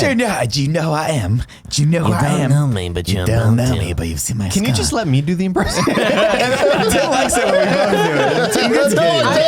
I actually like it because like you can hear his voice changing as he's trying harder. Tim likes it. Harry's like, listen, getting fucking drugged by Romilda Vane sounds fun, but you know what? I'm gonna take someone that I actually like, someone cool.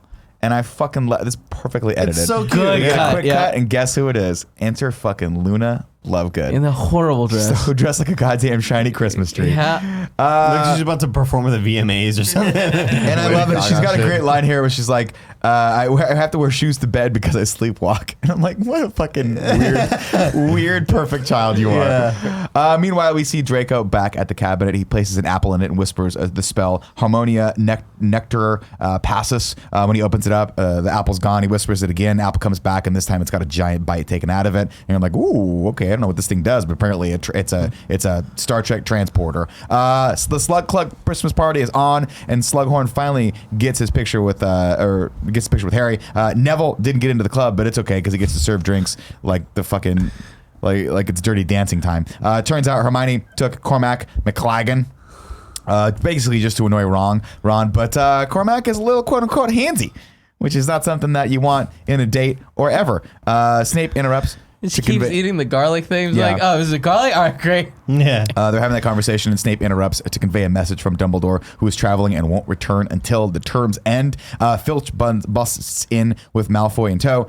Snape escorts him out. Malfoy and Snape get into it while Harry eavesdrops. Malfoy was chosen and won't let Snape help. Snape's like, dude, just let me help you with this thing. And he's like, no, I was chosen. This is my thing. And then Snape like, listen, motherfucker, I made an unbreakable vow with you, so you know what that means. And Harry's like, I don't, because I don't ever study. I don't know what it is. Hermione has to explain everything to me. Back at the Weasleys, I guess it's Christmas break. Lupin tells Harry that Snape is clearly faking it just to help Draco, just to figure out what the plan is. Dumbledore trusts Snape, therefore we should too. It's worth noting there, of course, Tonks is with him. Ginny offers Harry a cookie, and then she randomly feeds it to him, which is not hot. So weird. God, why are we doing this? Ron interrupts him as sitting in the middle with his big old dumbass. Later that night, Arthur tells Harry and Draco that Draco is using a vanishing cabinet, which were all the rage back when Voldemort first took power originally. Useful if you wanted to disappear for a bit, then transport yourself anywhere. We get a great scene here with Lupin and Tonks as they say their goodbyes to the Weasley, and it's not explicitly talked about here, but they are together in this. Did you catch that? No, they're together, and she's pregnant. Oh shit. Yeah. Well, that's not until the next one. Really? And in the book, they're not actually together in this book yet. They get together at the end of this book. Oh, I thought She does that scene where she's like, sweetheart. She says sweetheart to him. You wouldn't even probably notice in the next one, like when they say she's pregnant, it's like one throwaway line in the next one. I'm sorry. I thought she made some mention to it in this one. That's why I put that note down. Maybe I was just pulling it from others. My apologies. They're gonna make cute little pups either way. Upstairs, Ginny and Harry almost hook up, but those gall darn Death Eaters are up to it again. They're outside lighting shit on fire. Gee whiz, there go them dang Death Eaters. Are we not gonna talk about this bathroom scene? The bathroom scene? The bathrobe scene where she's in her bathrobe and she's like, I'll tie your shoe. And he's like, okay. And then she goes and ties his shoe and she gets up and she's like, fucking and then weird. Forever, and he's like, they have no chemistry. No, they don't have any It's chemistry. So weird. And then Harry has a shoe fetish for the rest of his life. Every time he sees a shoe, he's like, "Ugh, I need new pants." Bellatrix shows herself outside. It's just him and Dobby. Socks and shoes. just a pair. We're gonna start a sex club called Socks and like, Shoes. who's taking my shoes? And it's like, oh, it's Harry. It's Harry. It was me. Blue milk. thought you were doing. You know what? I thought that was a Luke Skywalker. Bellatrix shows herself outside to lure Harry out into the wheat field, and Ginny follows. They put a big old circle of fire up so the rest of people can't. Instead of finding Harry, Ginny unfortunately runs into Greybeard. Harry tries to stupefy him. Greyback. Grey what? Back. It's Greyback. Back. Sorry, I don't know if I have a big beard. Just call him linebacker Wolfman. Harry tries to stupefy him, but Wolfman's like, fuck you with that stupid shit. Get out of here. Thankfully, Lupin, Tonks, and Arthur catch up to Harry and Ginny, who are now surrounded by Bellatrix and Greyback. Realizing they're outnumbered, the Death Eaters retreat, blazing a path through the Weasley's house. Molly and the family watch as the house burns. And it's a sad thing until you realize they could just wave a wand and be like, and that's the problem is I feel like with all of these movies, the stakes when big moments happen kind of feel like it instantly is a forget everything you know thing, where anytime someone dies, you're like, okay, but like, it never feels quite right. Well, like when Sirius Black died, there was a moment like, is he dead really? Like instead of being like, oh man, it was more just like, what could happen to like save I them? feel like the Sirius Black one was on purpose. Yeah, they don't really convey it well in the movie, and this is something that like people were upset that I didn't really talk about last week. Is that in the book there are a couple chapters where like Harry is trying to find out if he can bring Sirius back. Like he talks to like nearly headless Nick about like if he would have come back as a ghost, and Nick like explains to him like no, like he would have moved on and all this stuff, and like they go way more into that. It's not even just that though. I feel like it's like any of the deaths that we've seen or any destruction that we've seen. Well, like, we got the death from what's his face in the 5th book. Cedric. Yeah, Cedric. In the 4th one. Or 4th one, sorry. Like I felt like that was very final. You know, like I think that one and like that was an important death. It was like supposed to be like this is a big moment where things are changing. I feel like they nailed that. I still just feel like they nailed that moment, but then you start the next movie and it's like, sure, some of the parents and stuff are like, I don't know about Hogwarts or whatever, but it's like it just doesn't feel like the end of the world. Yeah. Where it should be. But I think that was what this scene was supposed to convey, and to a degree, I think maybe they did succeed with, like where they have Mrs. Weasley. We kind of end on a shot of Mrs. Weasley's face as she's watching her house burn, and it's not. I don't think you're supposed to get that. Oh my God, my house is gone. I think you're supposed to get the fact that like we were just attacked at home. Like Yeah. they're literally could be out there at any given point. We've had that before where people are talking about how we're all being followed and they're trying to recruit people and all that stuff. So moving right along, back at school, Lavender is super clingy and Ron's about to learn his first lesson in how to deal with a crazy ex, if you know what I'm talking about. Harry uses the pensive up in Dumbledore's office once again to view another memory of Tom and Slughorn. This one finds young Riddle and some friends having a tea and dried pineapple with Slughorn. Tom inquires about Professor Mary Thought's retiring, and Slughorn couldn't tell him if he knew, but he's like, oh, you're a clever one, Tom. You know everything here. And Tom's like, yeah, I'm fucking evil. After the other boys leave, Tom butters Slughorn up with a bit of the old light ego stroking before asking him about a bit of rare magic he discovered in the restricted section of the library, something called and then this is the effect Kevin was talking about earlier, where it all kind of goes muffled. And I'm like, that's fucking cool. Very good sound design here, which Slughorn responds very strongly to. And he's just like, bro, I would never do that. This is all you get out. This is the show. This is crazy. Of course, we get that feeling that this is total bullshit. It's of course, someone has tampered, and Dumbledore confirms this. Like someone's tampered with his memory. The memory is everything. Without it, we're blind. Without it, we leave the fate of the world to chance. Harry, you don't have a choice. You gotta go. You gotta butter him up and get this fucking memory. Harry goes to Slughorn the next day and asks him about that rare magic, and he uses even some of the same verbiage that Tom does, which I thought was a bit much. Yeah. Slow down, bud. It was a bad tactic. Yeah, it was not good. Harry, You're tries to not stroke like it. them. You're different. Yeah. You're a different professor, you know. And Slughorn's like, fuck you, and runs out on him. Back in the common room, Ron is high as fuck when he comes back into there. And Harry's like, I guess this is just normal for Ron because he looks like a 70s drug addict anyway, so why not just let him complete the look? He's, of course, eating a box of candy meant for Harry. Ron heads over... Ron is head over heels. Ron is head over heels for Romilda Vane, despite having never met her. Carrie looks down, and clearly that love potion was imbued into the candy. And he's like, "Fuck, that sucks." Harry takes Ron to Slughorn for the cure and apologizes for their misunderstanding earlier. It's a great moment for Harry to go back to. It's like, oh, fuck yeah. I have an He's in excuse. poison. Yeah. Slughorn mixes up a tonic potion. that snaps Ron right out of it. And then Slughorn's like, you know what? I'm going to pour us a glass of this extra special dazzling oak matured mead that I was going to use for something else. But you know what? Let's do it now. Pours it. Ron, of course, being just a unkempt oaf, decides to drink first before the cheers are over and falls down, seething, foaming at the mouth. Harry acts fast and forces Ron to swallow Bezoars. I think it's a Beezle. A Bazoar. A Bazoar, Bazoar, which snaps him out of it. Fun fact about Bazoars, I tried to look up the meaning of that, and apparently it's something that just exists in your stomach that you can't digest. It's in the wizarding world, it's something. It's like a stone from the stomach of a goat. And they actually like build it up in the book where he learns about it, or like he brings it up in a lesson like earlier like that week or something, and that's why he thinks of it. And then a fun fact, there it is. This was actually one of the first things that Snape taught Harry in their first potions class in the first book, where he's trying to like ridicule Harry and be like, where would I like find a Bazoar and stuff like that, and he's like, you would find this in the stomach of a goat, blah blah blah blah. So it's like callbacks and stuff to stuff like that. Thankfully, it saves Ron, who has a great line here. He goes, "These girls, they're gonna kill me." And you're like, "Good for you, Ron. Learn nothing from this." Up in the infirmary, Dumbledore asks Slughorn where he got that bottle from, which smells a lot like poison. And he's like, I don't know, actually, the bottle was intended as a gift for you. And Dumbledore's like, cool, clearly someone's trying to kill me. Lavender barges in to get into it, and then she gets into it with Hermione, who calls her a daft bimbo, which I thought was kind of harsh. Ron, I thought she said Dimbo. Did she say Dimbo? It was weird because I thought Bimbo too. Because I remember seeing the word and being like, that's not Bimbo, but maybe it was Dimbo. Yeah, That's I would have even worse. assumed she would have said Bimbo. Yeah. It's like Ron Beasley. Ron mumbles in his sleep Hermione's name. Such a good scene. Yeah, which Professor McGonagall, I have a note here, Professor McGonagall, missed opportunity here, should have awarded them some points for the most original way to break up with a person. Because he's like, just pretend like you're asleep, mutter some other girl's name, and boom, you're done. You're off the hook. Everyone leaves but Hermione and Harry. Harry shoots Hermione a smile, and she tells him to shut up. She's like, shut up. That scene, I enjoyed it so much. What good acting from Emma Watson. Yeah, it was really great. And then, of course, we leave her as she's holding Ron's hand, and it's like, okay, they're going to be together. It's going to be great. Harry stalks Malfoy up to the upstairs corridor. As they round the corner, Malfoy disappears, and Harry is befuddled.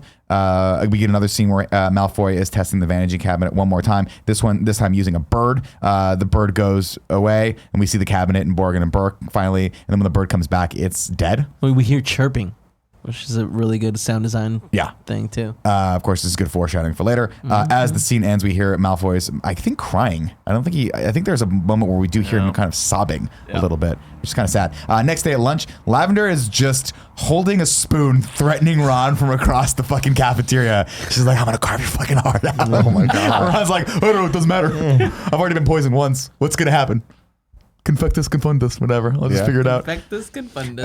Hermione and Ron are still awkward as fuck, which doesn't matter because Katie is up and about. She can't remember who cursed her, but that doesn't stop Malfoy from freaking out at the sight of her talking to Harry. Harry runs after him, discovers Malfoy having a fucking nervous breakdown. They start a wizarding fight, and Harry gets the better of him with the old Sectum Sempra spell, which he learned which he saw was written in the potions. The book from the Half-Blood Prince. Harry rounds the corner and finds Malfoy lying on the ground, gasping for air, bloody as fuck. Horrible. Bunch of cuts just. And then, he opening realizes, up on oh his my chest. God, that was a spell that I shouldn't have used. Snape interrupts them, and the two have a very real moment here where Harry looks at him, and all of the pretense is dropped, and Snape's just like, no, far. The fuck did you do? It's too far, but also the like we're in this shit, like just bounce. And it's interesting that I love that moment where he's like, I'm not giving you shit anymore. Like, I gotta take this kid away. We're in it. Yeah. Now. Endgame. Endgame. But also, we see Voldemort immediately, or not Voldemort, what's his name? Snape fixing it, Snape yeah. immediately fixing, and it's cool because like the blood also kind of like retracts, and it's like, oh. Ginny tells Harry it's time to get rid of that book. She takes him to the room of requirement.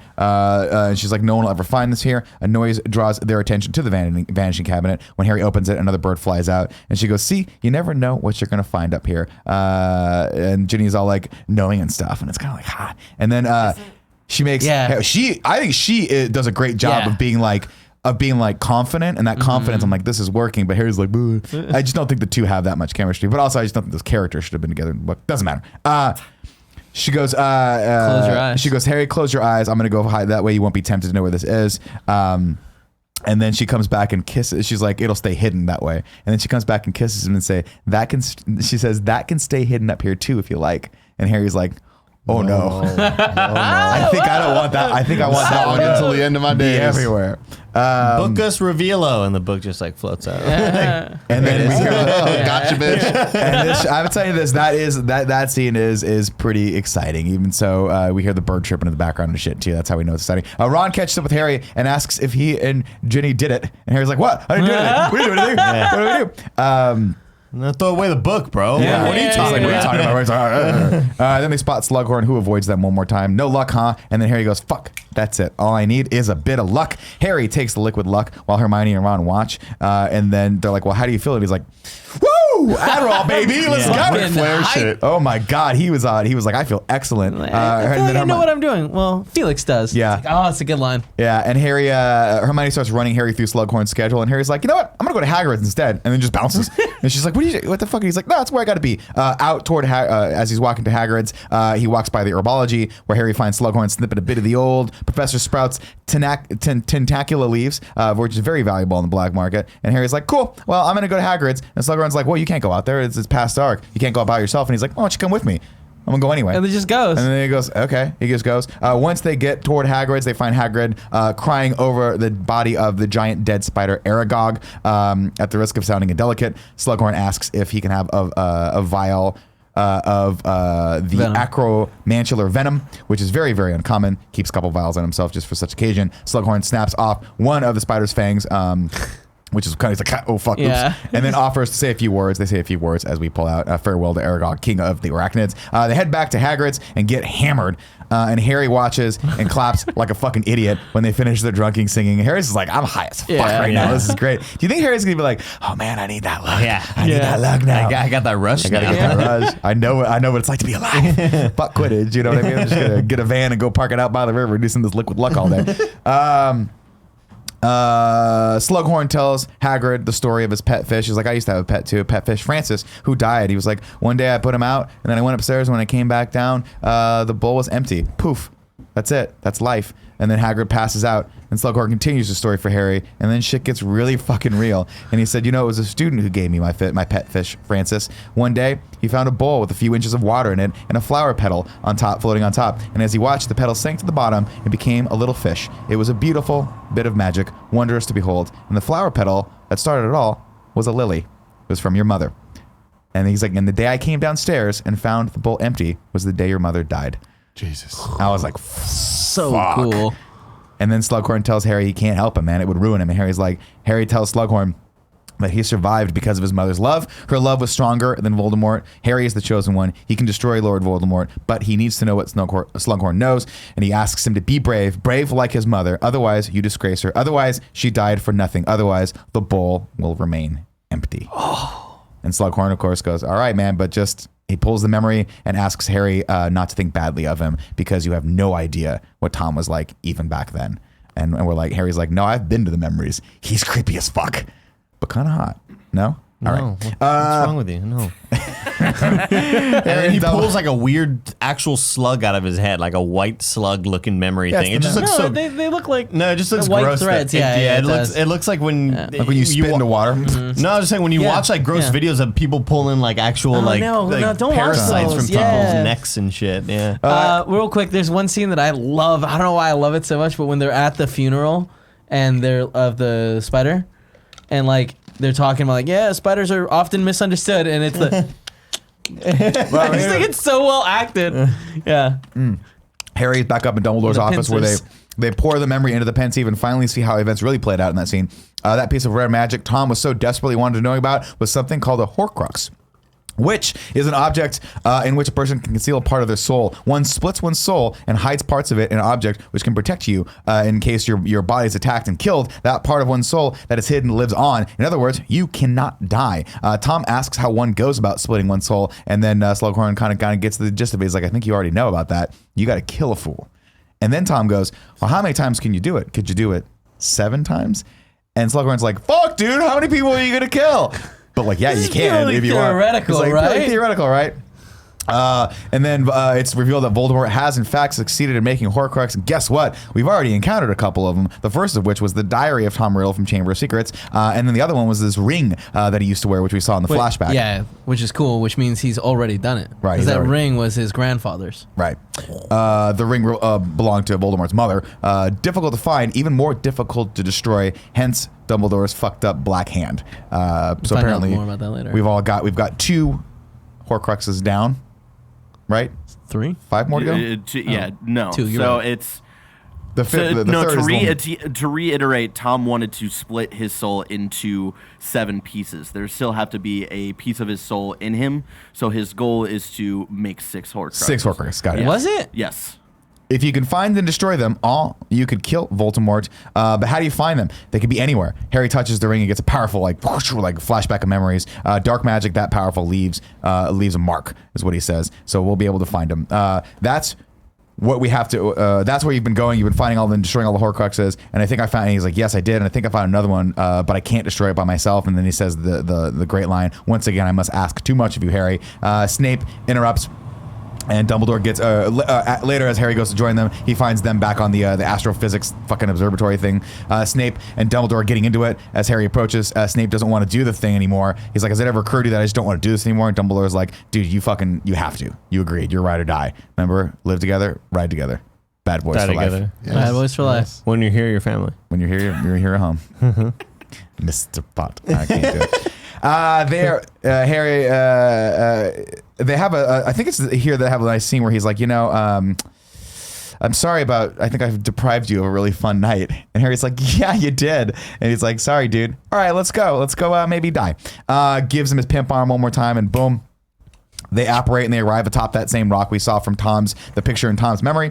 He's like, oh, I missed. All right, hold on. Grab Yeah. again.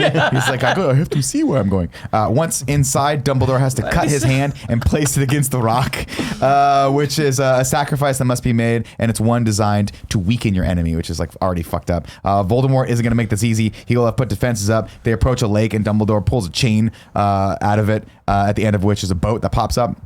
And he tells them once across, they walk up to this cool Fortress of Solitude thing, an altar on top with a basin and a potion inside that has to be drunk, all of it. And then earlier, Dumbledore was like, listen, whatever happens, just do what I say. If you're going on this mission with me, you got to just do what I say, okay? No matter what happens. And he tells him on here, he's like, this potion has to be drunk, all of it. No matter what happens, you have to make me keep drinking this.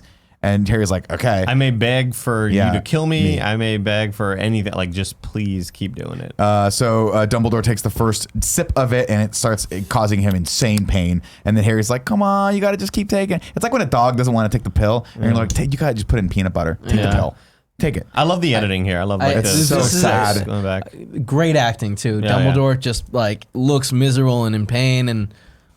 Very, very well done. Real strong. By the last drop, Dumbledore finally gets his wits back about him, but he's very, very weakened and asks for water. Harry returns to the basin, tries to fill it with water, but the basin's not having any of it, so he gets the bright idea, well, I'll just go down to the lake water, which is like Parasite City, man. Maybe just you want Dumbledore to shit his fucking pajamas the rest of the night? What are you going to do? Do your aqua, whatever the fuck, in the little cup. Do it in his mouth. He tries it. In the book, he does try to do Aquamenti into the cup, and it goes away, and that's like why, like he did that on purpose. Like that's why, it's Voldemort designed that room. Harry, forget everything you know, right? Yeah, forget everything you know. Everything can be explained away. Harry dips the shell into the lake and is greeted by a zombie hand. The lake is full of dead people, all of whom start floating to the circus and crawling out. Dumbledore reaches for his wand, but he can't quite get it, and then Harry is unfortunately dragged into the water. Harry's just fucking him up, though. It's like, all right, cool. Yeah, he starts punching him, but they overwhelm him. They drag him into the water. He doesn't know how to be. And then we get probably the coolest shot of this whole movie. Yep. So Harry looks up and he sees fire above the water. And then a bolt of fire comes and destroys the zombie that's holding him. And when he rises and crests out of the water, Dumbledore is twirling a fucking storm of fire around him and just destroying all of the other zombies. But shout out to the other shot of him under the water and then just the wide shot of just how many fucking Inferi are under there. Yeah. And it's terrifying. It's so terrifying. Oh, I forgot to mention that once they drank all the potion, it's in the basin. Harry goes back and finds a locket that's been in there. Dumbledore, let's see. Dude, that shot with the fire... What a cool, awesome shot to see this dude. Like, I assumed he got some water. I don't know. It seemed like he was... I appreciated that it wasn't someone else coming to save him. Because it was kind of like shot to make you think that. But then you get up and you're like, nah, it's fucking BD, dude. Roughing it up. Back at Hogwarts, Tom opens the vanishing cabinet in the room requirement and out pops Bellatrix, Greyback, and a couple of Death Eaters. Harry and Dumbledore reappear at the observatory. Dumbledore is in bad shape, and instead of getting Madame Pomfrey, he asks for him to get Snape. Somebody approaches outside, and Dumbledore tells Harry to hide and not come out no matter what. Don't do anything. Just fucking trust me. And it's Draco. And Dumbledore tells him that he's no assassin. He's like, all the things you did, cursing Katie, poisoning the mead, those are weak acts. Your heart couldn't possibly have been in them. Let me help you. And then, unfortunately, at that point, that's when Bellatrix and the gang arrive, and they egg Draco on to kill Dumbledore. I love Bellatrix, man. She's awesome. She's really, really freaking cool. Like, I feel like every time she's on camera, I'm like, she even moves like fucking Captain Jack Sparrow. Yeah, Captain Jack Sparrow. Like they added a bunch of scenes like a little snake to have more of her in there that aren't in the book, like the burning of the Weasleys. Yeah, Harry has his wand out and is about to attack the people above him until he looks over and Snape's there, and Snape's like, "Don't do it." Like another real moment too, where he's like, shh, don't just relax. Cool, let me take care of this. I love that. I love the pan up and just seeing like I got this, bro. Yeah. And you're like, oh shit. Okay, cool. Snape heads upstairs and squares off against Dumbledore. Did you note that as soon as what's his face, Malfoy? Sorry, I'm so bad at the names. No, I was just I don't know. When Malfoy my walks head went to like, did you know that he was the guy in Die Hard? As soon as Malfoy approached Dumbledore, he like knocked his wand out of his hand. It's an important thing, maybe. He did knock the wand out of his hand. That's right. Snape heads upstairs and squares off against Dumbledore, and that's where we get the scene where Dumbledore goes, "Snape, please." Like before that, we see Malfoy's tattoo. Yeah, he's got he's a Death Eater now. He's been made a Death Eater. Now he's really the plan all along. Now you're like a real the plan all along is that I he didn't believe it before. Yeah. I think I did miss a part here where he was like, "You don't have to do this," and Malfoy's like, "I do have to do this. Yeah. If I don't, he'll kill me." I liked his performance here. Yeah, Very and you're good. like, Yeah. oh, okay, I get But you could tell the he gravity didn't of want this. Barrett, it reminds me of, say you want it! Say you want it. Breaking Bad. Lord of the Rings. No, Breaking Bad. Lord of the Rings. So he pleads with Snape. Very different movie. Give me the ring. What's in the box? Give me that fucking ring. Give me the ring. Of course, Snape, not listening to Dumbledore's pleads, uses the old Avada Kedavra curse and kills Dumbledore. And then Dumbledore falls from the perch to his death. The Death Eaters, of course, are like, damn, baller, let's get the fuck out of here. I got something for you here, Nick. What's up? Alan Rickman was filled with nostalgic glee when Dumbledore fell from the tower. It harkened back to his breakout role in Die Hard, 1988, where his character fell from a tall building. Rickman found it amusing that he was on the other end in this film. I love it. That's cool. Now I'm John McClane. Harry once again tries to use, Harry pursues the Death Eaters and once again tries to use the spells from the potions book, and Snape just like very, very proves that they're ineffective. Why? Because they're his spells. He's like, how dare you use my spells against me? And Harry's like, what? You're the Half-Blood Prince? Are we going to be best friends now? Or am I going to live with you? Am I going to finally have a dad? And he's like, no, motherfucker. Just killed Dumbledore. I just killed Dumbledore, you weirdo. None of that actually happened. The way this whole scene, the escape of the Death Eaters leaving the tower, it for some reason, upon viewing it recently, I thought like, oh, this is where they take over. But they just peace out. Like it's very They weird. did their job and they're out. Yeah, but they weren't. Like they're fucking like, I mean, we're that's- celebrating fireworks and like clouds and fucked up shit. And Well, it's like, That's Bellatrix being Bellatrix. yeah, but Yeah. I just it signaled like, hey, now it's ours, bitch. This place is ours now. Yeah. But then they still like scurried away. And Well, it's like, but you have to understand like the power of what they did here was they basically took the biggest weapon that the good people had cut out. the head off a snake. The idea was to take because we saw in the movie prior that they were such an even match for each other that to leave Dumbledore in play would have been a terrible idea. So it's like what I like about it is it's like the cat and mouse game behind the scenes. Everyone's trying to attack each other, and they finally won this because they backed them into a corner that they had no choice. It was like they knew how like that using Draco would be like a very, very good tool for that for various different reasons that I've already unfortunately spoiled at the beginning of this episode. Yeah, They put the dark mark out and it screams over Hogwarts as down below Harry approaches Dumbledore's body. He takes the locket from the old man's hand and places his hand on Dumbledore's head or heart, excuse me. Every student and every professor raise their wand in effigy. They light up the sky, destroying the dark mark above them as Harry cries in Ginny's arms. Later, the Great Hall, we get the shot of the Great Hall, and this is the first time at the end of the movie we've seen the Great Hall empty.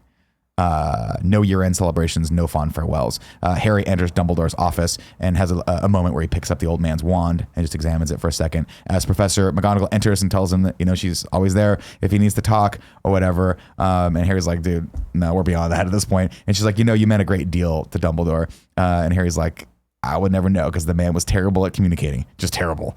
Probably could have just solved all this with me at the beginning of the year when he took me away from probably going to be the best day of my life.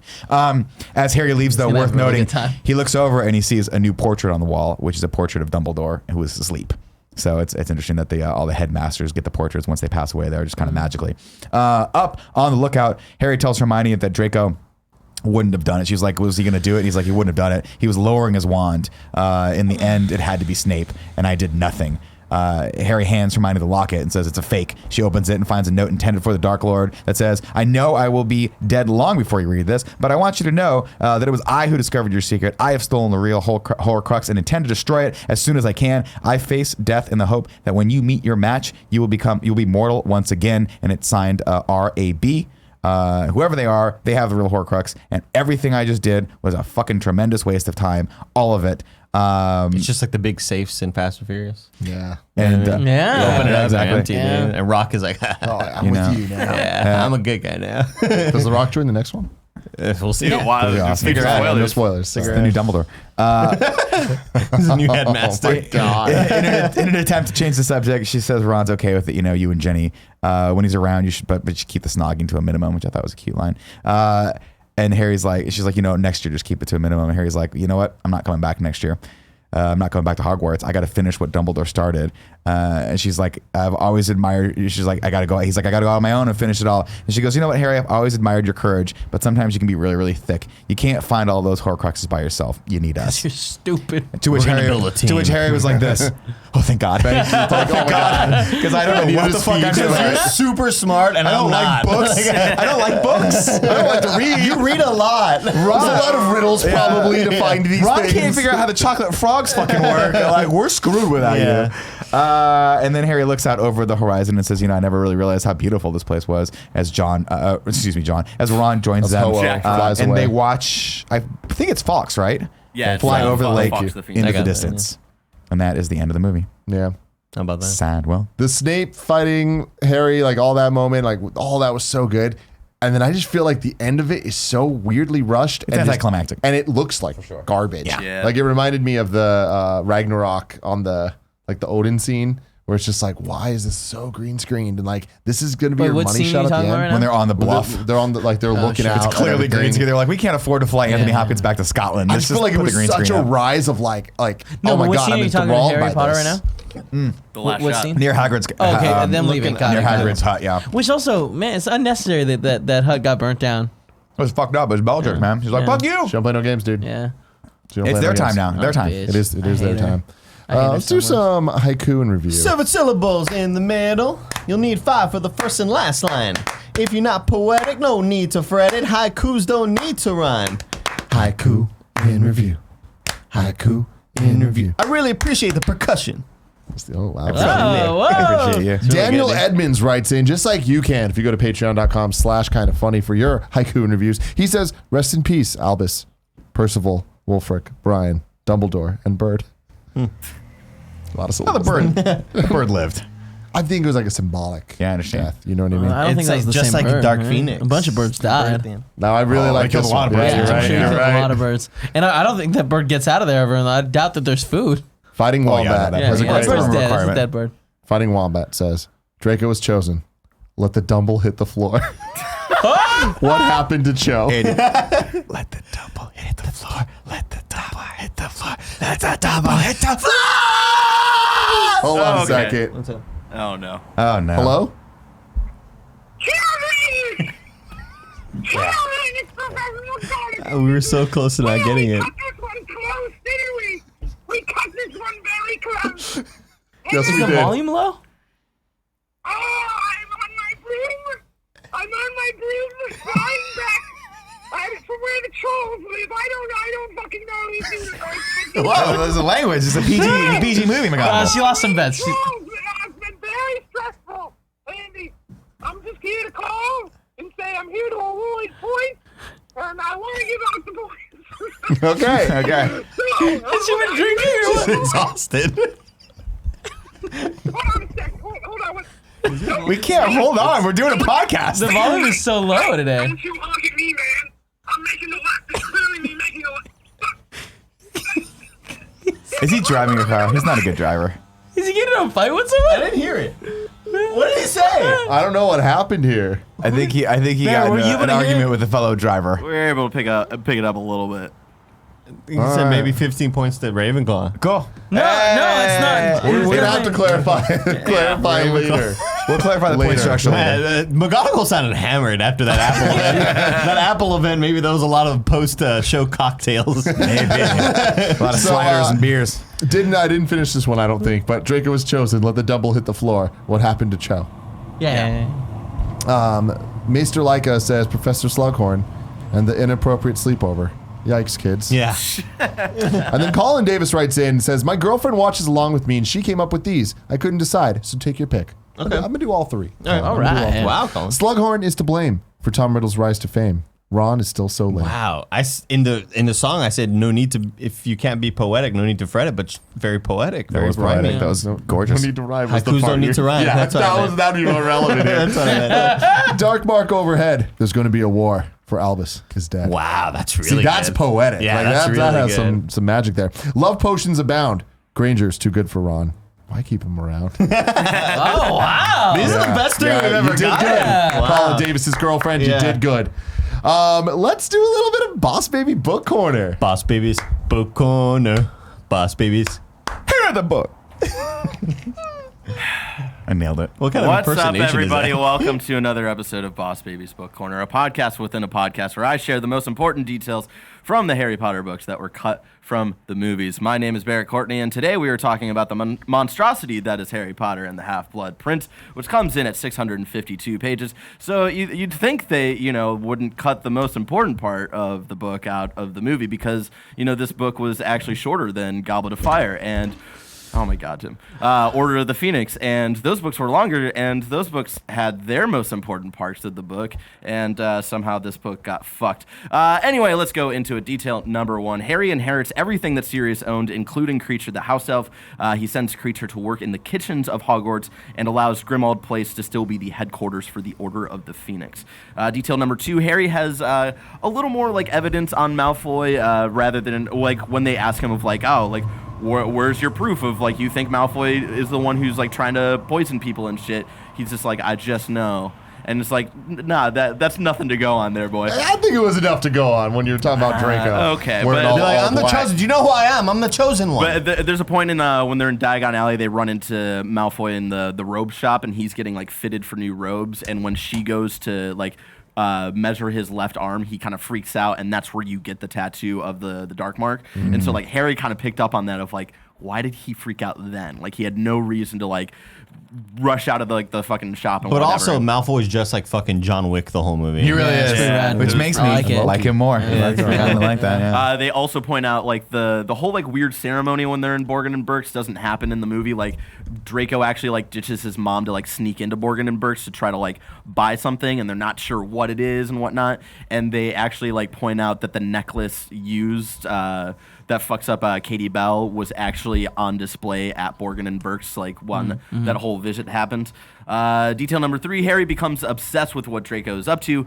He noticed that Draco is like missing Quidditch practice or like Quidditch matches and all this stuff and whatnot. And one day he notices that he can't find Malfoy on the Marauders map. He has Dobby and Kreacher tail Draco, and they find that he's been spending time in the Room of Requirement. I just want to mention here, because a lot of people have been very upset that I haven't mentioned that Dobby has had cameos in the last couple books. Interesting. Dobby's been in the last couple books. There What's he you go. been up to?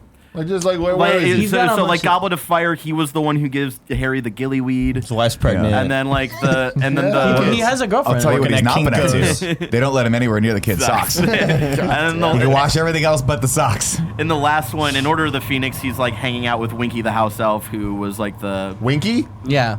the Winky the house elf. They- the cut one, the her out one that they completely. cut out in Deal with Goblet it. of Fire and stuff like that. Deal with yeah, it. in whatever. socks, all She right. became an alcoholic, and I'm She not did. joking. She did. Most of Harry's free time is used trying to get into the room that Malfoy is in because he knows he's in the Room of Requirement.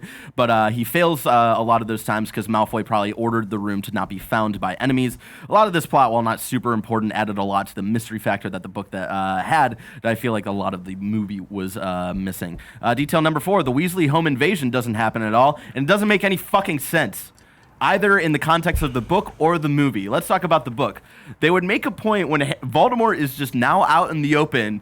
If Harry goes to visit a place, they're going to protect the fuck out of that place. So there's like protective charms and spells. Like they make a point to say at one point that like the Weasley house is like one of the 3rd most well-protected places in England.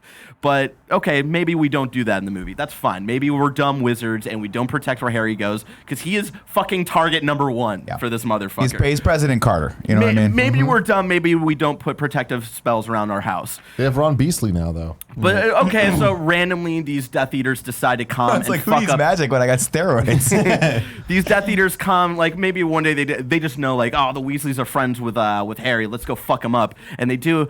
And then why would Bellatrix Lestrange, who's in the inner circle of Voldemort, not immediately hit up Voldemort the moment she sees Harry? This is the fucking worst scene in the entire series because it makes no goddamn sense, No. has no fucking stakes, and I hate it.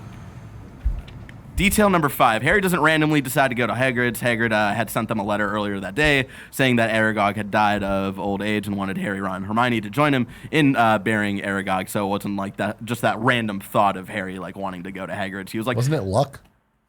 yeah. Well, they changed it in the movie, Yeah, so- they- I mean, the movie I thought it read where it's like, oh, the luck. It's telling me where to Yeah, go. yeah. Yeah, it makes sense. And then, well, it is similar in the book as well, where he is like, oh, like I want to go to Hagrid's because the luck potion is telling me to. And then I'm actually gonna skip this one and save it for the last one because that's the bombshell of why this movie fucked this book over. Detail number 6: once Harry uses Sectum Sempra on Malfoy, Snape's know that What do you use on him? Sectum Sempra is He like the cuts one him that up? like fucks him up.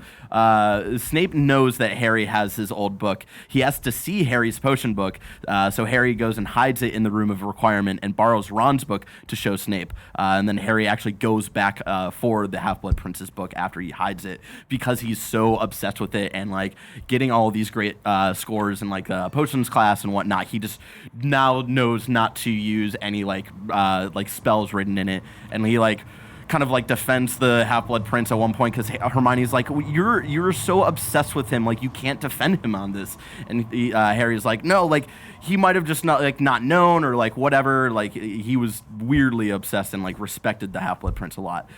Detail number 7, somewhere in the book we learned that Snape was actually the spy from Voldemort's army that overheard the prophecy being made about Harry and Voldemort. He was the one who like overheard Trelawney's whole prediction and stuff and actually told Voldemort about the prophecy. So a lot of the actions that Voldemort made because of that were all like fell onto Snape. Detail number... Who fucking cares? Doesn't matter who you are, you cannot apparate in or out of Hogwarts. I don't care if you're fucking Albus, Wulfric, bullshit, whatever. You cannot apparate out of Hogwarts. Forget everything you know. It's dumb. Ginny is also way cooler in this book, and her and Harry have believable chemistry that makes sense of like why they're dating. Movie fails to show that. Weird. The vanishing cabinet Malfoy uses was set up in Order of the Phoenix. One of his friends was pushed into it by the Weasley twins and had like been missing for a week and had discovered the passageway between Hogwarts and Borgin and Burke. So it wasn't just like this. Malfoy magically knows now that this weird thing is in the room of requirement and stuff. This next one, the Battle of Hogwarts was cut. There's actually like a big like that was action sequence. That was an unfortunate choice. And the choice, I get why they make the choice of their defense of the choice, because obviously we've got one more book. There's going to be a big final battle, so they didn't want to like overshadow that one with this one. But Who was then in it? It's the like teachers. It's like a bunch of the teachers, Order of the Phoenix. There's like way more Death Eaters that Malfoy actually brings. Like all of the Death Eaters that are on top of the astronomy tower or whatnot are in the scene. But there's like at least like I think like 10 more Death Bellatrix Eaters. isn't there though in the books. They added her for the movie. I don't. Pretty sure. Pretty sure. No, I don't believe so. Like it's her and the Carrows and whatnot, and then Snape comes in. I think. I don't know. But yeah, there's like way more Death Eaters. There's like people getting like fucked up. Like Bill Weasley is here and all this stuff. But yeah, it's all mainly characters that like haven't been introduced. So it was definitely a choice. And then the second to last detail, they cut Dumbledore's funeral out, which is unfortunate because we get this kind of like great scene where we're shown like a lot of characters that we've met throughout the series pay their respects to Dumbledore, and this is actually where Harry decides to not go back to school next year to go on this quest to find the Horcruxes, and he also breaks up with Ginny because he tells her like, yo, last time you were used to get to me, you were just my brother's sister, like if they know we're dating, like you're dead, like so, and she's like, I respect you for that. Like, I don't agree with it, but I know you got to do what you got to do. But also, let's maybe just get one more spin up on the rumor requirement. You know what I'm talking about? And then the last prophylactic. And the last detail I have for this week, which is like the primary one of like why I believe this movie fundamentally misunderstands what the fucking book is about. There are 6 Voldemort memories in the book, while there are only 2 shown in the movie, 2.5 if you count the fake Slughorn memory. Each memory helps build Voldemort's background and character and why he is the way he is. We like see memories of like his family before he was born, and like the shitty house that his mother grew up in, and like how she like eventually like ran away when when her dad and brother got arrested, and she gave like the kind of like local hottie like muggle in town a love potion to like run away with her. Tom Riddle. And it was Tom Riddle Sr. And so like we learned that they only got together because of a love potion, and so we learned that Voldemort was born literally out of fake love, which is very important thematically, but you know what, fuck themes in movies. And so bitterness there. The memories also show that he has a fascination with collecting trophies as a child, which we slightly see in the Dumbledore Voldemort one, where he sees like hey, you're stealing shit, that's not okay. But this fascination grows into collecting Hogwarts heirlooms. The point of these memories was to learn about what each Horcrux was and why he chose them. So we go through memories of him like collecting the ring, collecting the necklace, necklace. Locket. Sorry, yeah, the locket, and like fucking people over and like blaming people for murder to like get these things and whatnot. And then we get the bomb drop at the end of the last memory of like, oh, he's making Horcruxes. Oh my God, all of these things that he has collected in all of these memories that we've shown are all of his Horcruxes. So at the end of the book, they have a pretty set list of what all of the Horcruxes are, except for like one. They're like, it's either this or this. But they throw this all away at the end of the movie. They never go find Rab, or whatever his name is. R.I.B. When Harry's like, Men oh, in so a Black. Horcrux can be anything. And Dumbledore's like, yeah, pretty much. You're fucking on your own. They'll figure it out. Nah, I trust them. Let's watch the fucking hoops that they jump themselves through to like fucking backpedal on that they're shit. fine. So you can all agree this movie's number one, right? Also, they make a point in the book that Dumbledore pretty much already knew and like deduced that Voldemort was making Horcruxes. He needed the Slughorn memory to like kind of figure out how many Horcruxes Tom was like looking to make, because he mentions is like, oh, like if I split my soul like 6 times, making seven different pieces of my soul, like wouldn't that be like the most powerful, because 7 is like the most like magical number and all that stuff, whatever. But anyway, ladies and gentlemen, that is this week's episode of Boss Baby's Book Corner. What are some of your favorite details that I could not get to today? Remember, I can't get to everything because there's so much cut out now. Leave them in the comments below. And while you're at it, why don't you give this video a like, share with your friends who love Harry Potter, and subscribe to this channel if you have not already. I'll see you next week for another episode of Book Corner. But until then, Sectum Sempra.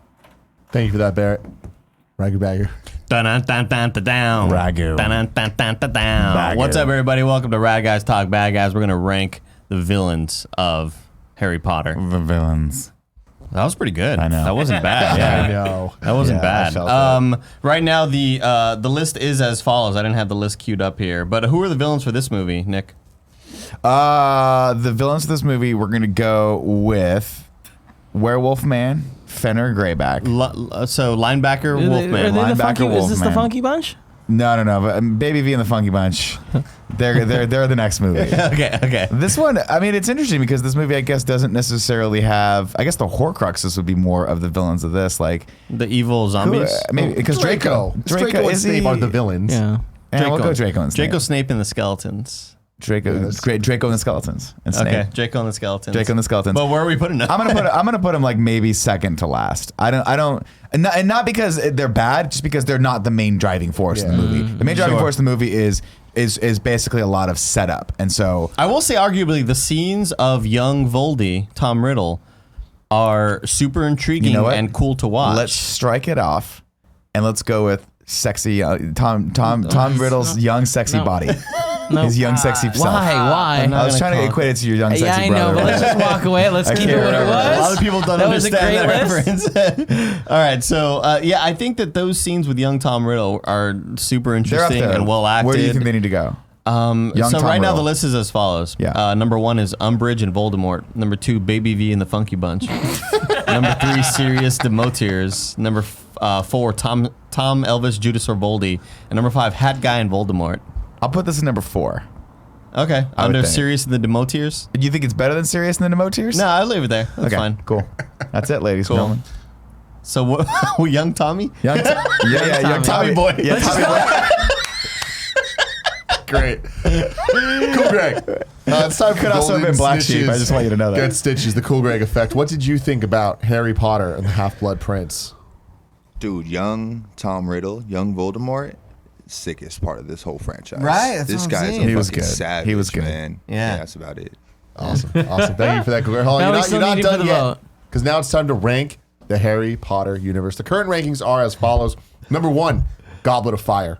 Number 2, Order of the Phoenix. Number 3, Prisoner of Azkaban. Number 4, Sorcerer's Stone. Number 5, Chamber of Secrets. Where do you think this movie ranks? I couldn't in any right mind put this above Azkaban. Again, that's my. I That's my vote. actually completely agree with you. I really enjoyed this movie this time, but I think that Prisoner of Azkaban still beats it out a I little think bit. it's still so a number much more 4. complete, a much more a movie at the end that I felt super satisfied with. With everything. There was even some of the. I know Tim didn't like all the intro stuff with the Dursleys, but I think that those were still some moments of lightheartedness that this franchise, I think, is sort of built on, and now it's all just dark and desaturated now, and I think that's kind of cool in some instances, but I still sort of need those moments of levity. I put this above Sorcerer's Stone at number 4. I would do the same. I don't know. Looking at it, I feel like it's my number 1. Whoa. I fucking hate you, Tim. I just feel like it's the best movie. It makes sense when you're watching it all, and it's just like I finally like the characters, and I like that it's just the dark stuff, because the dark stuff's what's interesting about the magic. I believe in the magic, even when it's the more fun magic. But and over stuff, the, like, effects and stuff. The Goblet of Fire? Goblet of Fire is a dope ass end, but I feel like Goblet of Fire has a lot.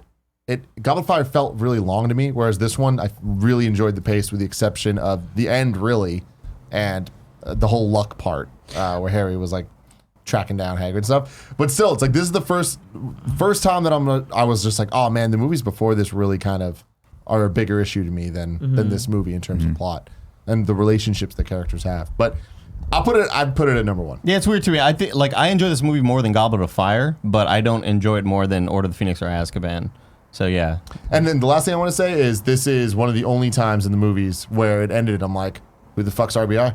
Like, I need to know. R.A.B. R.I.P. Men in Black. Yeah. Like, what's going on? RVD, Rob Van Dam. That's Yeah. cool. There's Yeah, like they set it intrigue up. for the next one, which I don't think we've ever really gotten. Yeah. It's hard for me. It's hard for me to rank this movie because while I did enjoy rewatching it, I enjoy watching all those movies. The book just was not my favorite book, and so I think a lot of that. There's just, to me, even the book, not to disagree with Barrett, was maybe 3/4 of a book at best. It just didn't seem like there was enough meat on the bones for me to really dig into it, and I think that's that has been echoed over for the movie as well. So I can't see putting this above Prisoner of Azkaban. I'm actually grappling whether or not I should put it below Sorcerer's Stone. That's where I would view it. I feel like I'm giving Prisoner of Azkaban more credit than I should because I like the book so much. Me as well. So I think that I might actually put it over. So this might be number 3 for me. Cool, Greg. You're crazy. What do you think about ranking these? You're right, I am. Under, Stab. Putting it under number 4. So Under I'm having it- Sorcerer's Under Stone. Sorcerer's Stone. Yeah. We're all over the place. It's crazy. So we have to vote now then, All right. for the first time with consequence, really. Yeah. Who thinks it's better than Chamber of Secrets? Raise your hand. Everyone raises their hand. Who thinks it's better than Sorcerer's Stone? Raise your hand. Me, Andy, and Kevin raise our hands. Who thinks it's better than Prisoner of Azkaban? Raise your hand. Me and Kevin raise our hands. Ladies and gentlemen, the new ranking of the Harry Potter universe. Number 1, Goblet of Fire. Number 2, Order of the Phoenix. Number 3, Prisoner of Azkaban. Number 4, Half-Blood Prince. Number 5, Sorcerer's Stone. And number 6, Chamber of Secrets. We will return next week with Harry Potter and the Deathly Hallows, Part 1. Volnera Senentor. Volnera Senentor. You remember that? You remember that line? It's putting the blood back in his body. Oh, okay, yeah. That's what. I thought it was an adios. Why are you changing shit?